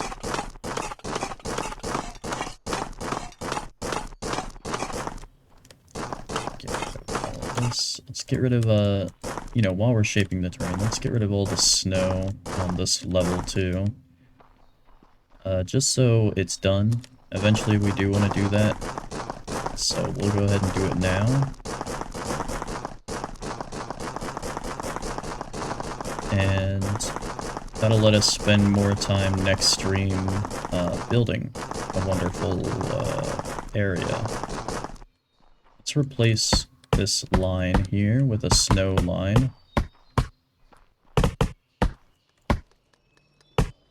Because whenever zombies do attack our colony, they are just going to go straight for the banner, assuming there's no nearby colonists. If there's, like, right now it's set up to where the zombies are going to come over this hill, right? And they'll either go for your banner or people, depending on which is closer. So we have people that are closer right here, right? So when they get down here, or they get here, actually, they'll turn, and then they'll kill the guards first, which is fine, because the guards are there to fight the zombies. They're protecting the other colonists, right? So we want the guards fighting the zomboids. And yeah, that's it. And then after all of the guards are dead, then the zombies will go kill all the other people. So this is the circle of life or something like that. I don't know. Alright, this thing doesn't have anything in it, so we'll just pick that up so we can move it real quick.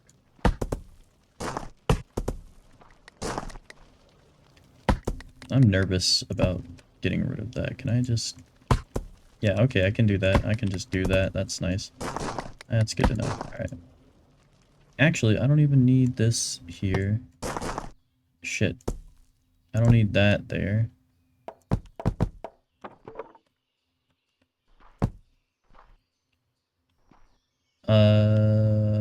Yeah, that works. Put a torch. Yeah, just stand on that hot torch. You got it. Killing it, dude. Keep up the good work. Alright. Let's put, let's not even put this down. I don't need it right now. Don't worry about it. We'll find a better spot to put that later. Alright. So now this is the only thing that's going to be snow. We're going to get rid of the snow everywhere else. And yeah, that'll be that.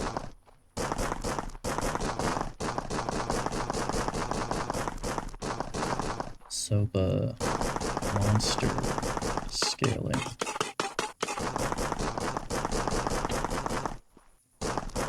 There are like different tiers of the zombies, of the monsters.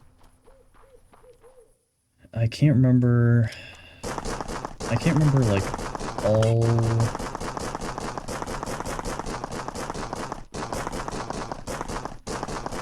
I can't remember how many different, like, I'm gonna turn down the sound first because I can't even think when I'm mining. Or at least, we'll make that loud again, but then we'll bring down the FX. There we go. That's much better. Okay, now I can think a little bit. So the zombies, there's like stronger ones and weaker ones.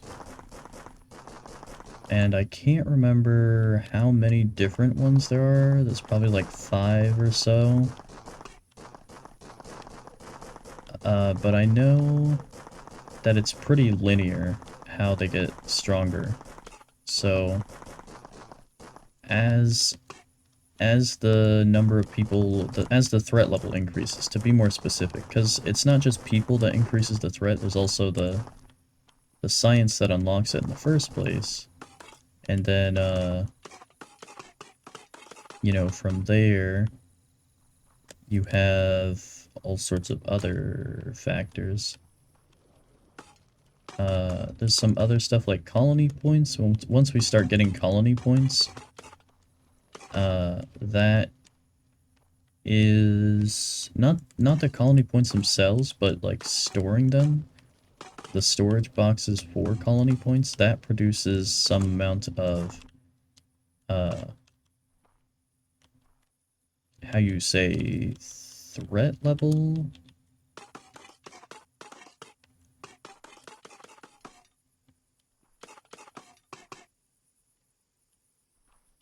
I just need to make sure that the zombies do not, in fact, walk into the colony from the outside. That is important to keep in mind. Yeah, that should be fine. Alright. I don't know why I keep putting that stuff away. I just have this urge to immediately clean my inventory. Okay, so this is now flat. We got rid of all the snow on this flat level here. So we'll just go ahead and flatten out everything this way. So let's climb up to top of the colony here, yeah. And again, eventually we'll get rid of this, all of this crap over here, so we can see the landscape and we're not staring at a stone wall. But right now, it's humble beginnings. You know, you gotta do some utilitarian stuff before you worry about how pretty everything is. And that's our goal right now. Just, take it slow, take it easy. How many berry meals we got? Okay, we are slowly stockpiling more meals, which is good, because I think it costs a certain number of meals when you recruit people, but I can't remember how many meals it costs. I think it's like 1, 5, or 10. I can't remember. Yeah. We need to stockpile stuff before we can advance. If we don't stockpile some stuff, then what happens is our colony will just like entropy and decay real fast out of nowhere, because, you know, you run out of food. Once you start starving, it's pretty immediate, the effect, because everybody goes to eat all at once. So like, if you're gonna start starving, some people are gonna get food, and then suddenly nobody is gonna get food, and everybody who didn't get food at the last, you know, food alert or whatever, the last dinner time session, they're all gonna start dying out of starvation. I can't remember how long they can actually go without eating. I have no idea. I never looked that up before. I probably should have. But eventually they do start starving. All your guys will die out. And, you know, the problem with your guys dying out isn't necessarily that, like, you're losing them. It's the fact that your farmers will die and your meal crafter guys will die. And then you won't have meals to get guys again. And that's a real bummer. That'll really just put some snot in your soup. Because you might have to restart the game if you can't figure out a way to get any more food. You know? And that would suck if you have like a massive wipe of your colony from like zombies breaking in, or some people start starving. And then there's like just one random guard or miner that's eating all the food slowly over time until like eventually you're out of food, and then you can't make any more colonists. You're like, well, damn, that sucks, you know? So having a constant massive overabundance like crazy of food is always a good thing. There's never a point where it's gonna be bad to have food. Oh, and we can have 100,000 points in storage. I just realized. I looked in the top right of the screen.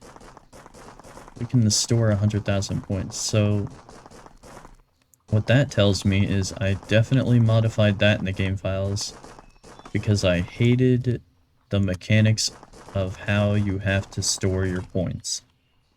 Because, like, putting down boxes to store more points was really dumb because it added just unbelievably huge amounts of threat just from putting a box down.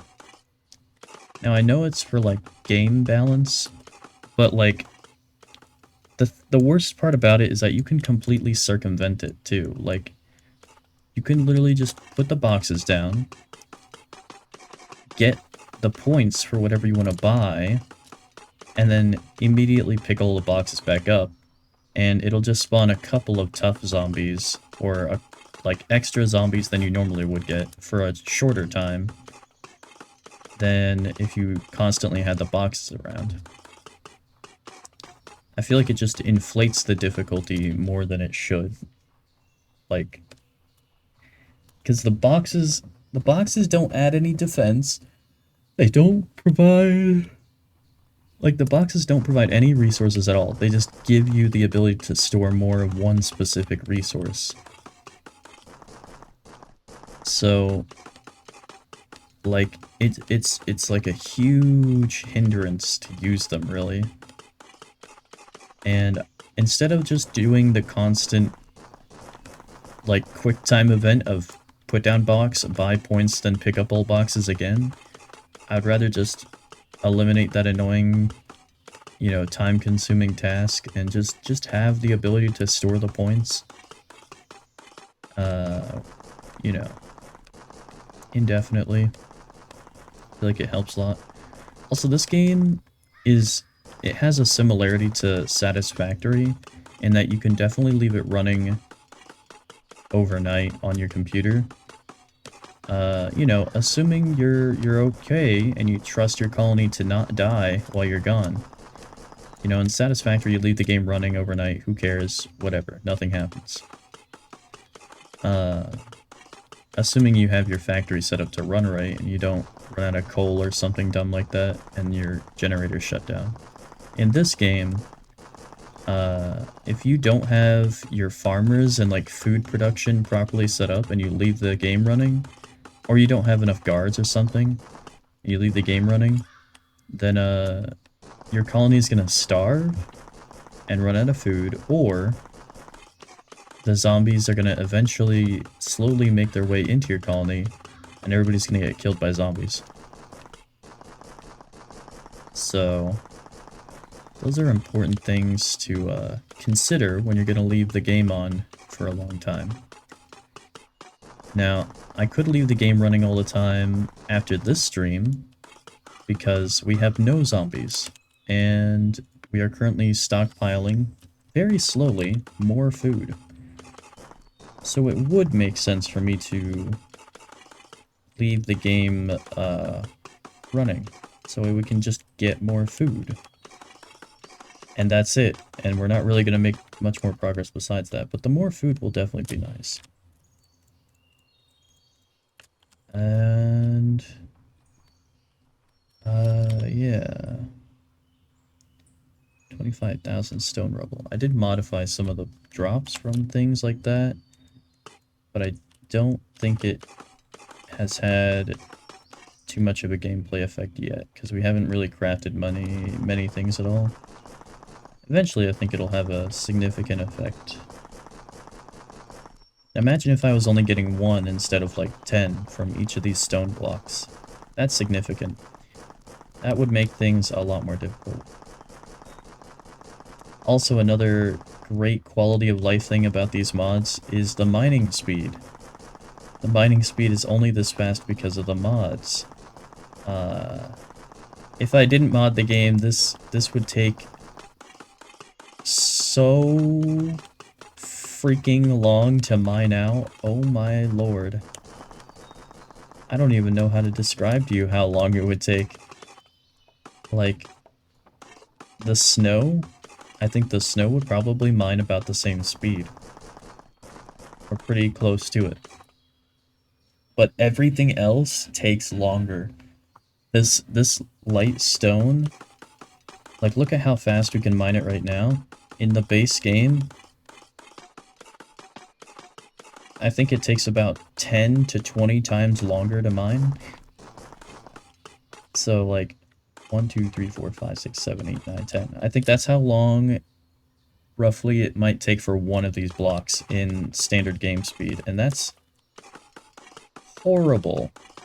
I hate that so much because it makes the game take so long just to shape some terrain.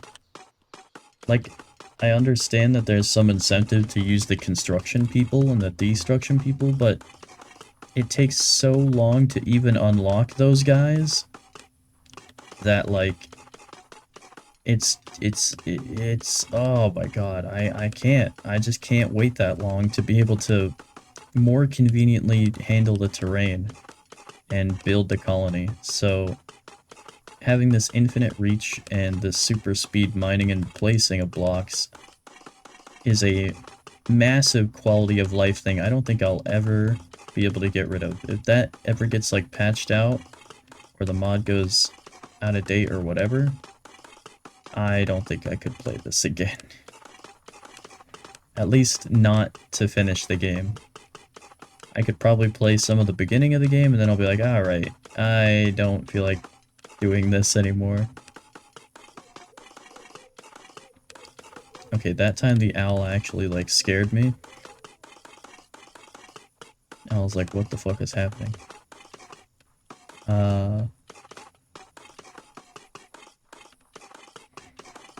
We almost have this level with everything else now. Only 2 more blocks after this layer, so it's like three more blocks and then this is level, so that's nice.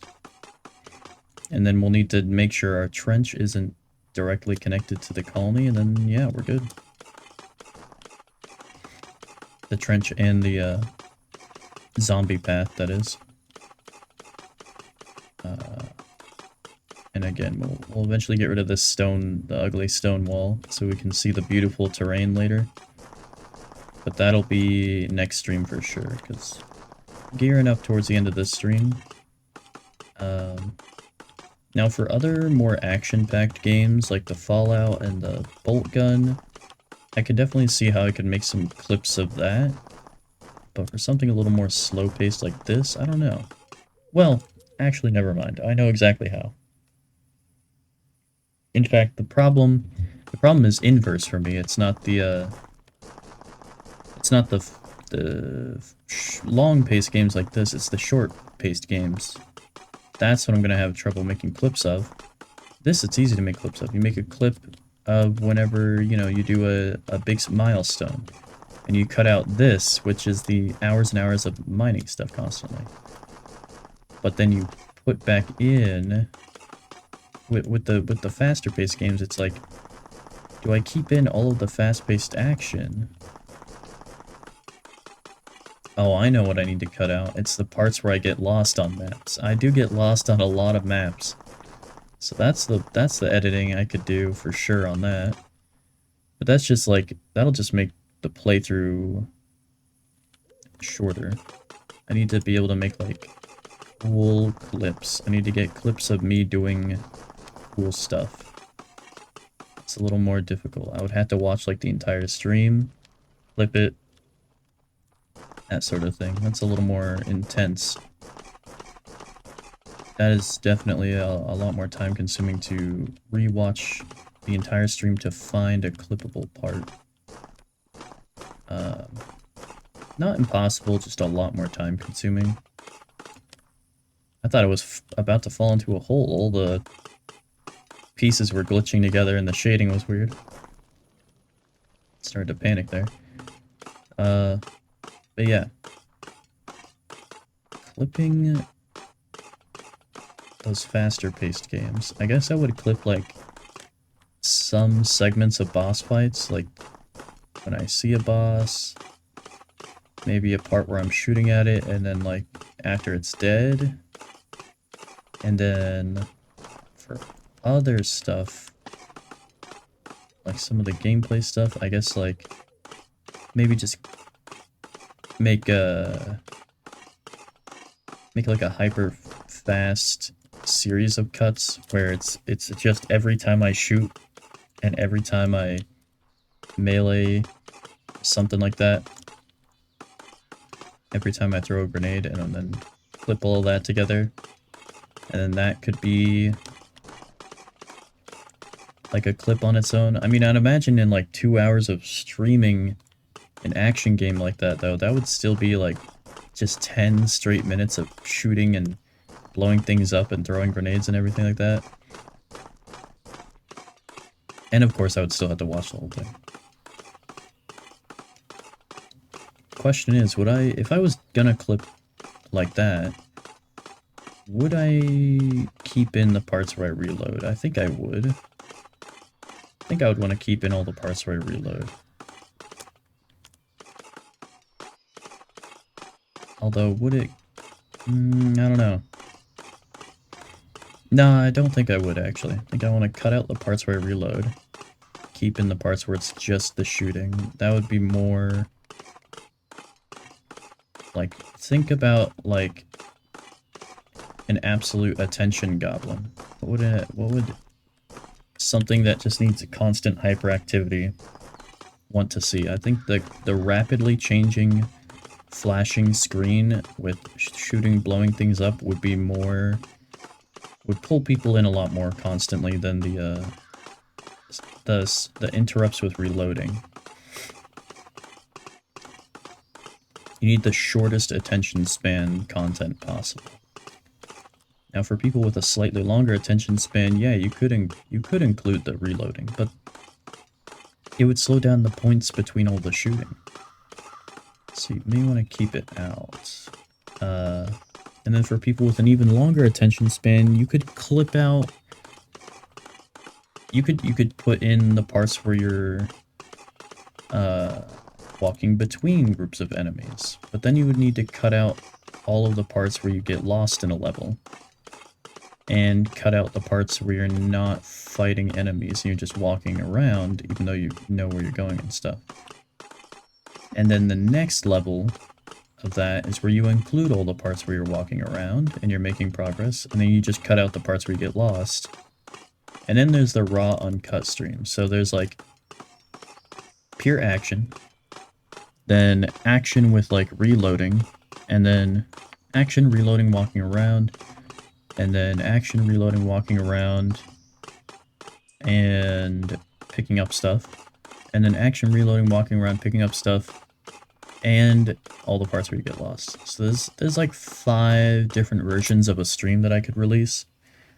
And I think that's one of the things that I would have to do probably, is just sort of like farm my own content into multiple things, even though it's all the same thing.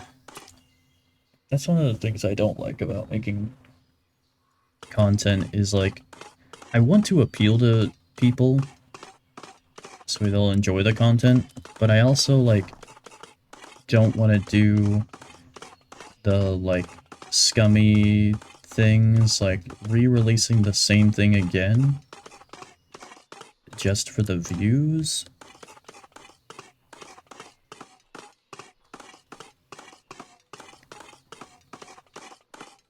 And I don't like altering my content just to get more views, even though it turns into something I would enjoy less. I don't know.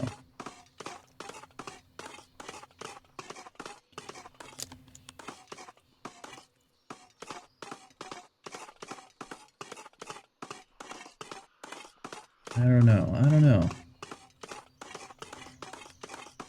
Like, it's necessary to grow the channel, but at what point do you want to, like, ignore the factor of having to grow the channel and embrace the factor of the uniqueness of the channel? I don't think I am any longer in the fortunate age of the internet where you can just be unique and then that's it. You can make it. I think I'm at the stage of the internet now where it's like you have to do the trend or else that's it. You're never gonna become anything. Or you have to know the billionaire, millionaire, famous celebrity person who's gonna manipulate the masses into watching your content. That's also a thing, but I don't know the puppet masters of our society of the earth, so until I make a connection with one of the puppet masters, I can't get 1 billion followers when I upload one video. Unlike some people who just create one video and then they're instantly the most popular thing on the internet for like a week or so. And then they maintain a following of at least 1 million followers or so. And then they can live off that for the rest of their lives as long as they continue to make something.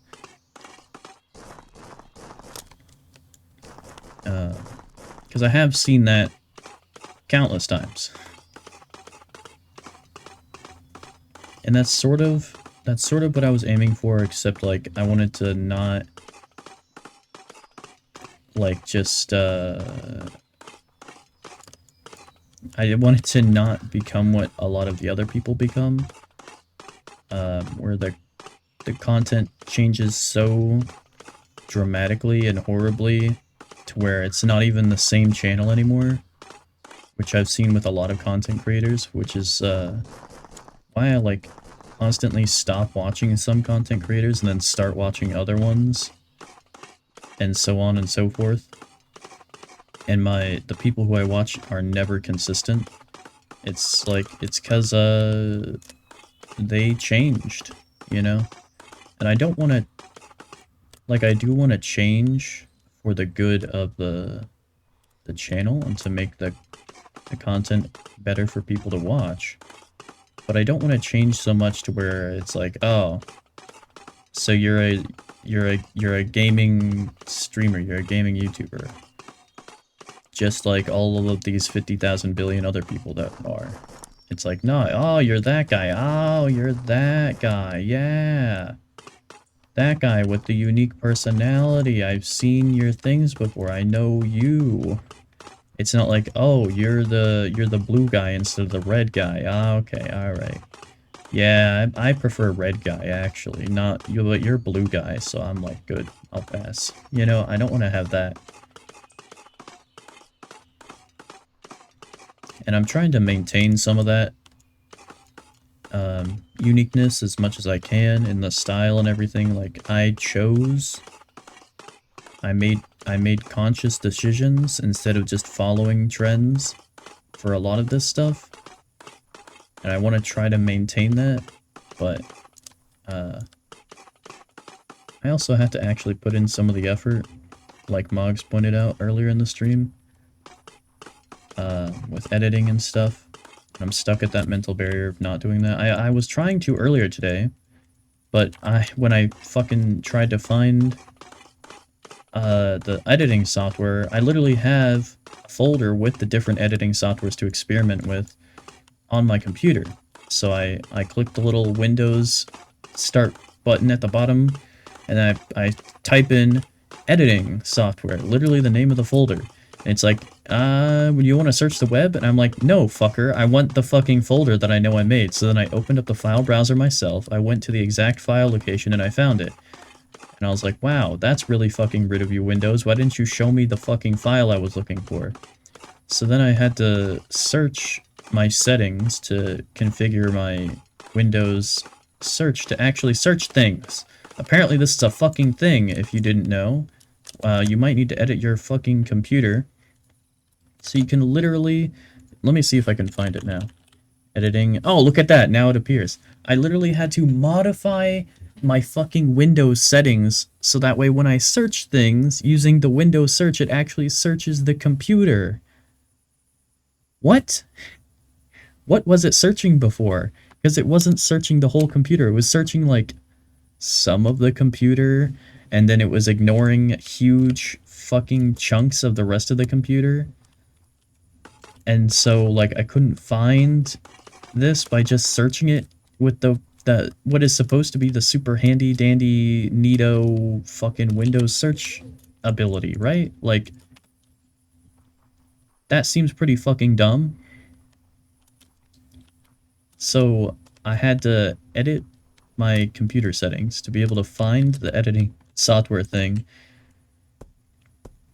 And I was so close to actually editing today. I was so close. But that and then doing like 10 to 20 minutes of fucking with Windows settings, that checked me out for the rest of the day. I was like, alright, I'm gonna not do anything until stream time. But I was actually gonna do it today. I was gonna start editing today. For the first time in a while. A long while. I was about to do it, and then you know, my shitty default Windows settings stopped me. That's my excuse. I am making an excuse, and I like my excuse because it's true. It's true.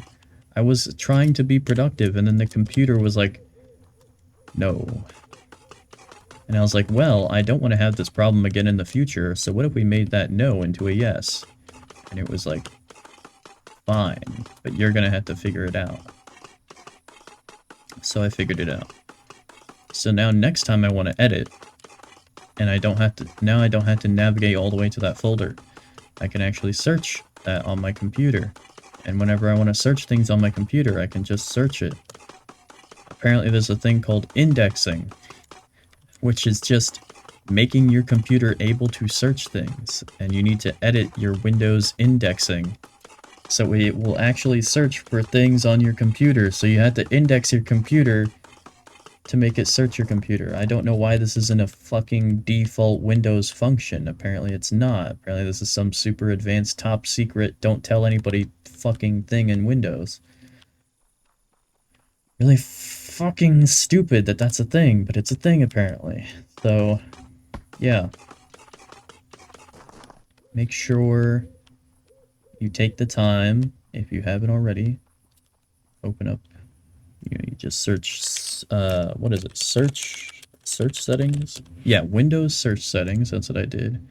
And then I went to, indexing, I saw it said like indexing status, and it said like indexed items, and then it gave me like a really small number that was in like the thousands, and I was like, I'm pretty sure I have more than a couple thousand things on my computer. So then I had to edit a bunch of stuff. I got rid of some excluded folders so it would actually search the fucking folders where I know games sometimes store stuff. And, you know, edit all that. Do some advanced search indexer settings. I opened up that and I was like, modify... Like, why is it excluding a bunch of shit? Modify. I found out I wasn't using all my fucking drives on my computer. Why? It was using one of the drives. It was excluding a bunch of folders for no reason. So, if you're having trouble searching things that you know are literally on your fucking computer, apparently this is something you have to do. You have to modify the Windows indexing to include all of your hard drives and to include all of the files in those hard drives so it actually searches for those fucking things. Why is this a thing? Why is that default for Windows to not let you search for things on your own fucking computer? I don't understand. That is the dumbest, most backwards fucking thinking logic. Like, I don't get it. I don't get it. Why? That should be automatic. It should be like, oh, you put a file on your computer? Alright, I now have that added to the library of files that are on your computer. So anytime you want to search for that file, you will be able to search for that file. Am I crazy, or like, that should be a thing? Like, sure, it's gonna take some computer resources, but it's literally, like, that's just the functionality of a fucking computer. You need to put files on it and then access those files later. That's not,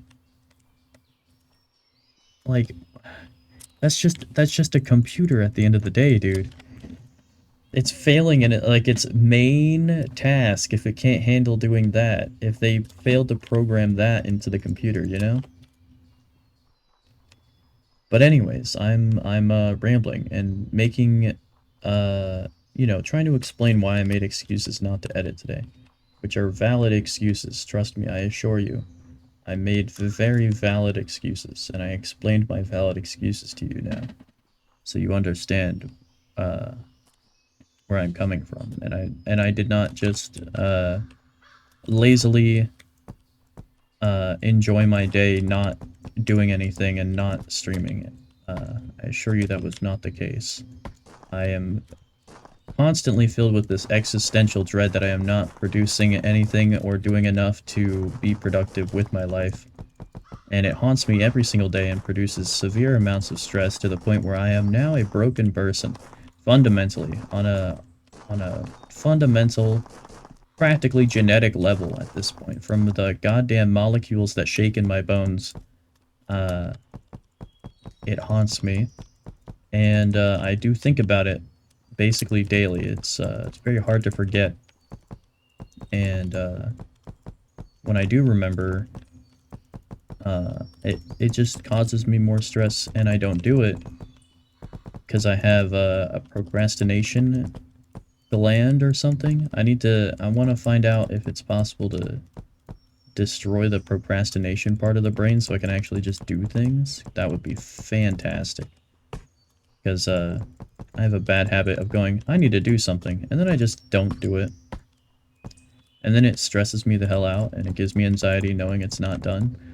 And that I could have done it, that I could be productive and better, and that I want to be productive and better. But then again, I did have that whole issue that kept me from streaming for a while. And that was really fucking frustrating to have. Still sort of a thing, but not to the point where it keeps me from streaming. I don't know, man. Just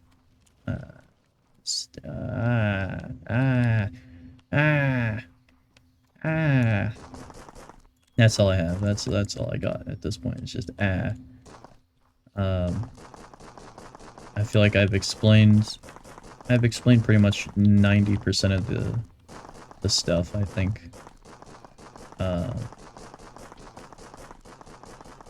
Pretty much. At this point, I'm just enjoying... I'm enjoying colony survival now. I'm just trying to pad out the runtime of the stream so I can keep making progress on the colony. Because this is like... We did a lot today on this first stream of colony survival. We got a huge area cleared out. We got our zombie maze started. So whenever zombies do start attacking us, they'll go in our zombie maze. We made this bar here on the inside, which is not part of the zombie maze, but I made it out of the same material so we can see, like, it's sort of like the same thing, right? So we'll put guards all along this, right? And then the zombies are going to walk across here. So the zombies have to walk this way along here constantly. And the guards that are all along this bar right here are going to just shoot the zombies as the zombies make their way slowly all the way around. And yeah. I think that's it. I'm pretty sure I changed some of the zombie stats. I feel like there was zombie stats for health and speed. So It'll be really interesting to see what that's like, because I feel like I made the weakest zombies like crazy fast, and then the strongest zombies like crazy slow, but then like gave them even more health, or in the fast zombie case, even less health. So I'm curious how the zombies are gonna work out, because they might be too powerful or like way less powerful, like way underpowered. I hope I made them balanced. Balanced enough. Yeah. I am looking forward to doing more. We're gonna get rid of that mountain. We're gonna be flat, like changing all of this ground probably in the next stream, and probably unlocking. We should unlock the rest of the science next stream, I think. Maybe not, because we had to mine for clay, right? So clay is gonna be in the ground, I think. Yeah, clay's underground. So we'll need to like work on the staircase and building and figuring out where we want to build our staircase, because like this is one flat layer of the colony, but we can go up a layer, right? Or down a layer. And if we're going to have a mine, then yeah, we need to be able to go down so we can get to the mine. Otherwise, we're just going to have to build a colony somewhere else that has access to the underground, right? And I don't want to do that, because that's a lot of work. So keeping as much as we can in one colony is really nice. So I want to try to do that if possible. Oh, we also are stockpiling a lot of meals. We already have 103. That's a lot. So I will leave the game running overnight. Ooh, some Dayslinger guard jobs got made. Let's put these down. One. We'll just put down 2 for now. That should be fine. Yeah, that should be good. They should handle it, I think. And, eventually we'll hire them. Then, you know, we have this beautiful view here. It's gonna be a long while before we go check out... Well, we can go check out those biomes anytime, but it's gonna be a long while before we can actually, like, use them and make another outpost over there. Have, like, a separate colony over there that's getting the resources that we need. Yeah, I think that's pretty much it. This was a very nice first stream of colony survival. I was expecting myself to not or like struggle. I don't know how to word it. I was expecting myself to not be able to get so into it as much as I did, but I am very prepared for it. The mods definitely, of course, help a lot. As always, I do love mods. In case those of you who have been watching the channel for a while did not realize that already from the many modded playthroughs I've done. I do love a good bit of modding. Look at that beautiful landscape in the moon. Yeah, I'm looking forward to playing more, and there is so much to do and so little time in each stream to do it. So this is going to be a nice long, for the most part, relaxing. There's going to be some stressful moments with the zombies and stuff, and managing the meals and production. It'll be a nice long series with a lot of ups and downs. A lot of progress to be made, a lot of things to unlock, a lot of things to see and check out. I'm excited. I want to play more, but I can't. I had to save it for the stream. So I hope you enjoyed. I know I did. I'll just exit right here because I will keep playing.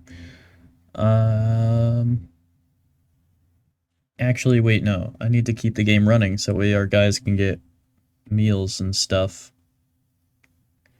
I'll just keep it running in the background constantly. Continue. Use blue, green, red, and white paint to color items. Alright, I didn't get to read all of that because my computer's too fast. Alright, we will leave the game running. But I will mute the audio because that will drive me nuts if I leave that running in the background of my computer constantly. Alright. At some point in the future,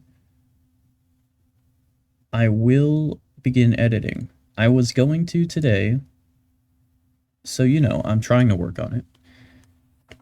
But at some point, there will be clips uploaded to the YouTube, and I will try to also upload some clips to things like the TikTok, if that's, you know, still, is that a still, I think that's still a thing, TikTok, I don't know. Every now and then it gets in the news for no reason, and then nothing happens to it. It's just a scapegoat for something else that's happening.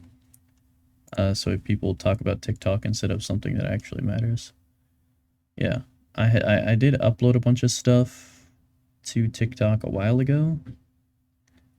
I should upload more stuff there eventually. I also have the Instagram page. I have not put like anything on Instagram in a long time. I should go back to doing that. I think that was probably the main driver of what led to, I mean, I don't have like any comments or anything. I can't even see my views on Instagram. Oh, it wants me to log in before I do anything else. I can't really do that. Don't really want to right now. What else? We had the X page. Yeah, I'll try to upload some more stuff to X as well. Verified. Does verified? Yes, verified includes paying. So no X. I will not be getting verified at the moment. Especially for $7, $84 annually, or $395 annually. Holy hell no. Maybe in the future when the channel grows and you know, people are kind enough to contribute financially to the channel, I could possibly afford this to get the channel some more exposure. But holy hell, 395 annually every year. That is a lot. That is a lot of money. And then the Twitch channel, I need to put more clips on here, obviously. What clips do we have on here? I haven't really checked that out in a while. We have the VOD airline slogan. That was the last one during Satisfactory. And then I made a couple. I made one from the UFO Aftermath. That's pretty sad. I thought I made a couple. Then we have another one from Elder Scrolls Arena, Morrowind. Wow, Morrowind. Holy shit. How long ago was that? January of 2024. February of 2024. That was a long time ago. Oh my god. Over a year ago? I feel like it's been longer, but I guess it hasn't been longer.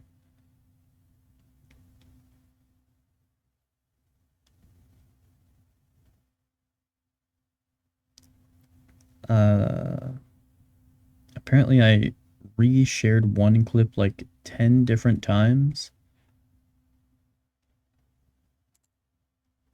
How do I... Yeah, I want to delete the 10 copies of this and just have one copy of the clip.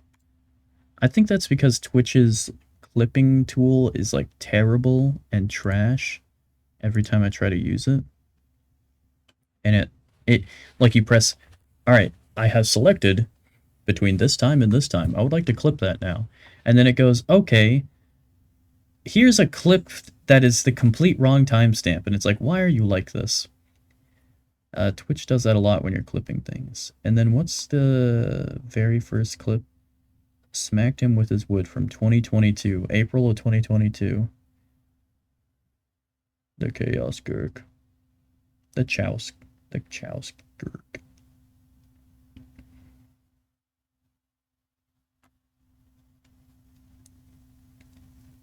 Wow, I have a clip from Overwatch, the first game, when that still existed and they didn't destroy it for a shitty sequel. That's nuts. Yeah, I need to upload more to that. I'm looking at the link tree here for all the different Vodkavsky accounts.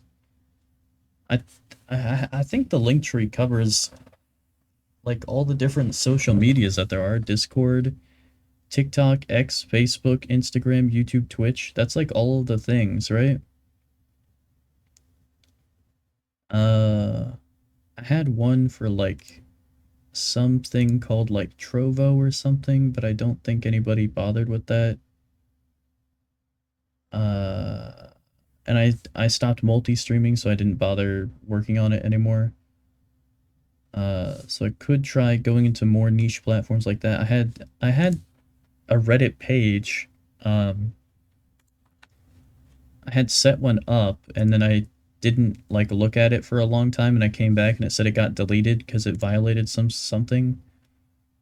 So I have no idea what the fuck happened to it. It just disappeared one day. There's no reason or explanation given. It just said it was deleted for something. But it didn't explain why at all.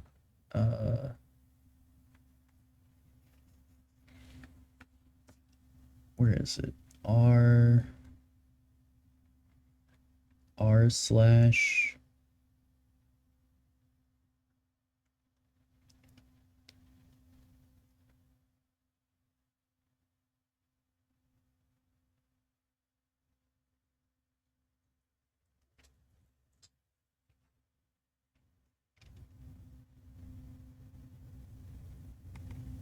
Yeah, I don't know. Where is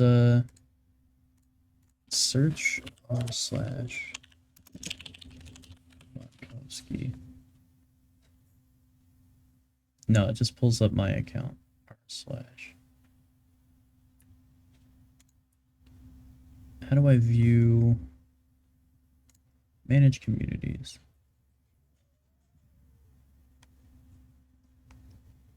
I don't know. Reddit sucks ass. I tried posting stuff on here before, but there's so many like barriers. There's so many hyper specific rules just to like make a comment or post anything. It's like, fuck, I don't even want to use this.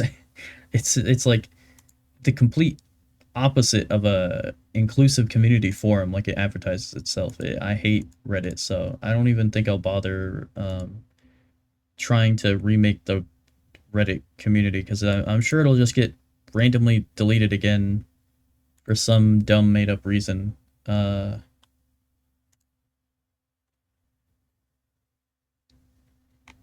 I can't even view it now. I used to be able to like pull up the r slash Vodkavsky thing, and it would say this was deleted because it violated something without any explanation of what the violation was.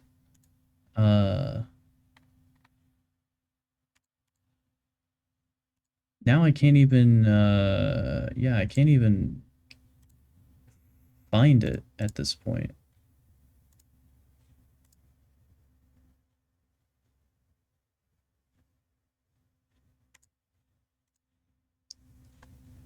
I don't know, man. But yeah, there's a Twitch, there's a Vodkavsky Twitch, YouTube, Instagram, Facebook, X, TikTok, and Discord. So you can click, if you scroll down to the About section, right at the top where it says Linktree, if you click on that, it takes you to the Linktree for Vodkavsky, which is just an easy place that has all the different links. So you don't have to search the whole page and be like, oh, where does it say the thing? It's all in the link tree. So that's why I have that. Because even I forget there's so many different social media things. How many do I have here? 1, 2, 3, 4, 5, 6, 7. And that's not even like all of them in the universe. That's just the 7 like major media outlets: Twitch, YouTube, Instagram, Facebook, X, TikTok, and Discord. That's like the top ones, at least the top ones that I always hear about, at least. If there are any others, I have no idea what they are.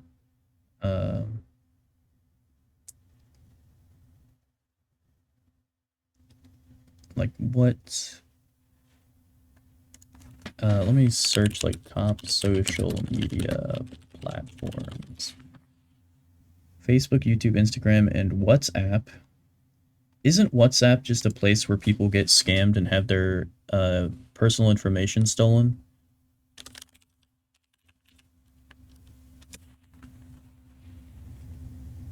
Secure and reliable free private messaging and calling. That's never what I've heard from anybody ever. I've never heard anybody say, yeah, WhatsApp is secure and reliable. I've never heard anybody describe it as a free private messaging and calling. I've only heard terrible things about it. And then every now and then I'll hear someone say, oh yeah, I was talking to so-and-so on WhatsApp, or I got a message on WhatsApp. I don't...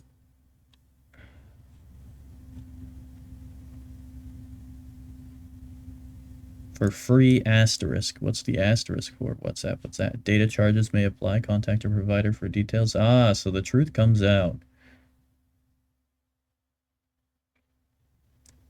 Never miss a moment with voice and video calls. So it's basically trying to be text messages. The end-to-end encryption on WhatsApp, your personal messages and calls are secured with a lock. Only you and the person you're talking to can read or listen to them, and no one else, not even WhatsApp. Doubt it. Keep in touch with your groups. Oh yeah, WhatsApp. Not Instagram. What's the one I always confuse with Instagram? Snapchat? That's what it's called, right? Snapchat. WhatsApp, Snapchat. Snapchat's like an old one. I'm pretty sure people still use Snapchat. I could make a Vodkavsky Snapchat, but I don't understand what the point is in doing that. Because that's also just like a text message thing. I mean, if I look at Snapchat, it does have these like news stories and stuff. News, air quotes. It's a sarcastic use of the word news, because it's actually just brain rot and lying clickbait titles 99% of the time. Or it's a story that's like well over 10 years old and is completely expired, and not worth viewing at all.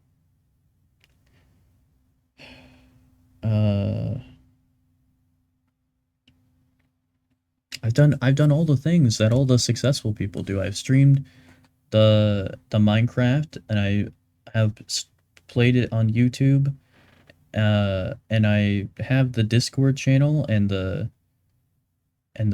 I guess I just need to make the Snapchat and the WhatsApp and the Twitch whispers, and then eventually I'll be the eventually I'll make it, right? That's how it works. You do gotta do all of that. The secret is actually none of that at all. It's just editing, as it turns out. But yeah, I'll try to get on that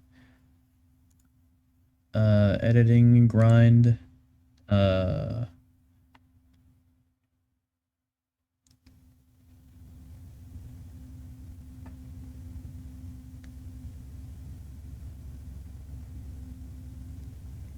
I'm thinking, like, what if I... Like, the biggest thing that would make me stream more, or not stream more, edit more, is if I added into the stream rotation an editing stream where I can just dedicate a time for editing. That would make making content so much easier. The only problem is that I would be gaming less, but people like watching editing anyways, right? And just like hanging out and just chatting, like the entire, category implies.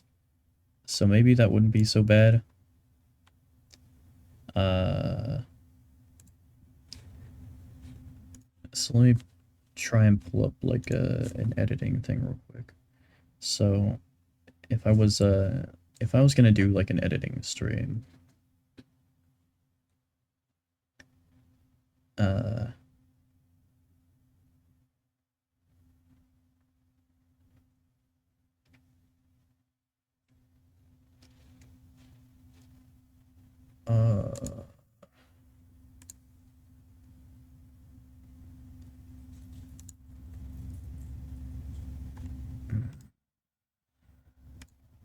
how would it work? Streams.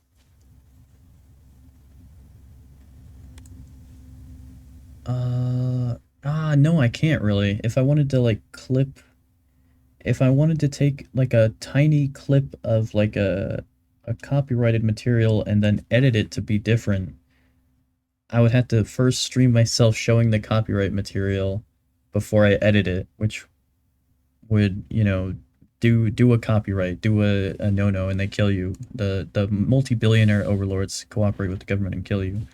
So I can't actually do editing streams. Ah, fuck. Or at least if I did, it had to be really obtuse and not worth watching. It would just be a lot of rambling. I mean, I do that anyways in these streams. Um, I'll just have to edit off stream. That'll be the simpler, easier way to keep the streams entertaining with games. And then I just have to not be a lazy fuck with editing and just give up the the all the laying about and gaming that I do off stream and being lazy and procrastinating. That's what I had to get over. So I have to figure out how those other things work. I think at some point I accidentally, I don't know how, but I think I got rid of a bunch of the projects and stuff that I was working on the editing software I use already, Shotcut, because I don't see the shit. I don't see the projects that I was working on before, which is really annoying. No idea where I put them, if I did move them somewhere. So that's fucking annoying, but yeah, whatever. That's it for this stream. I love you, and I hope you have a good day.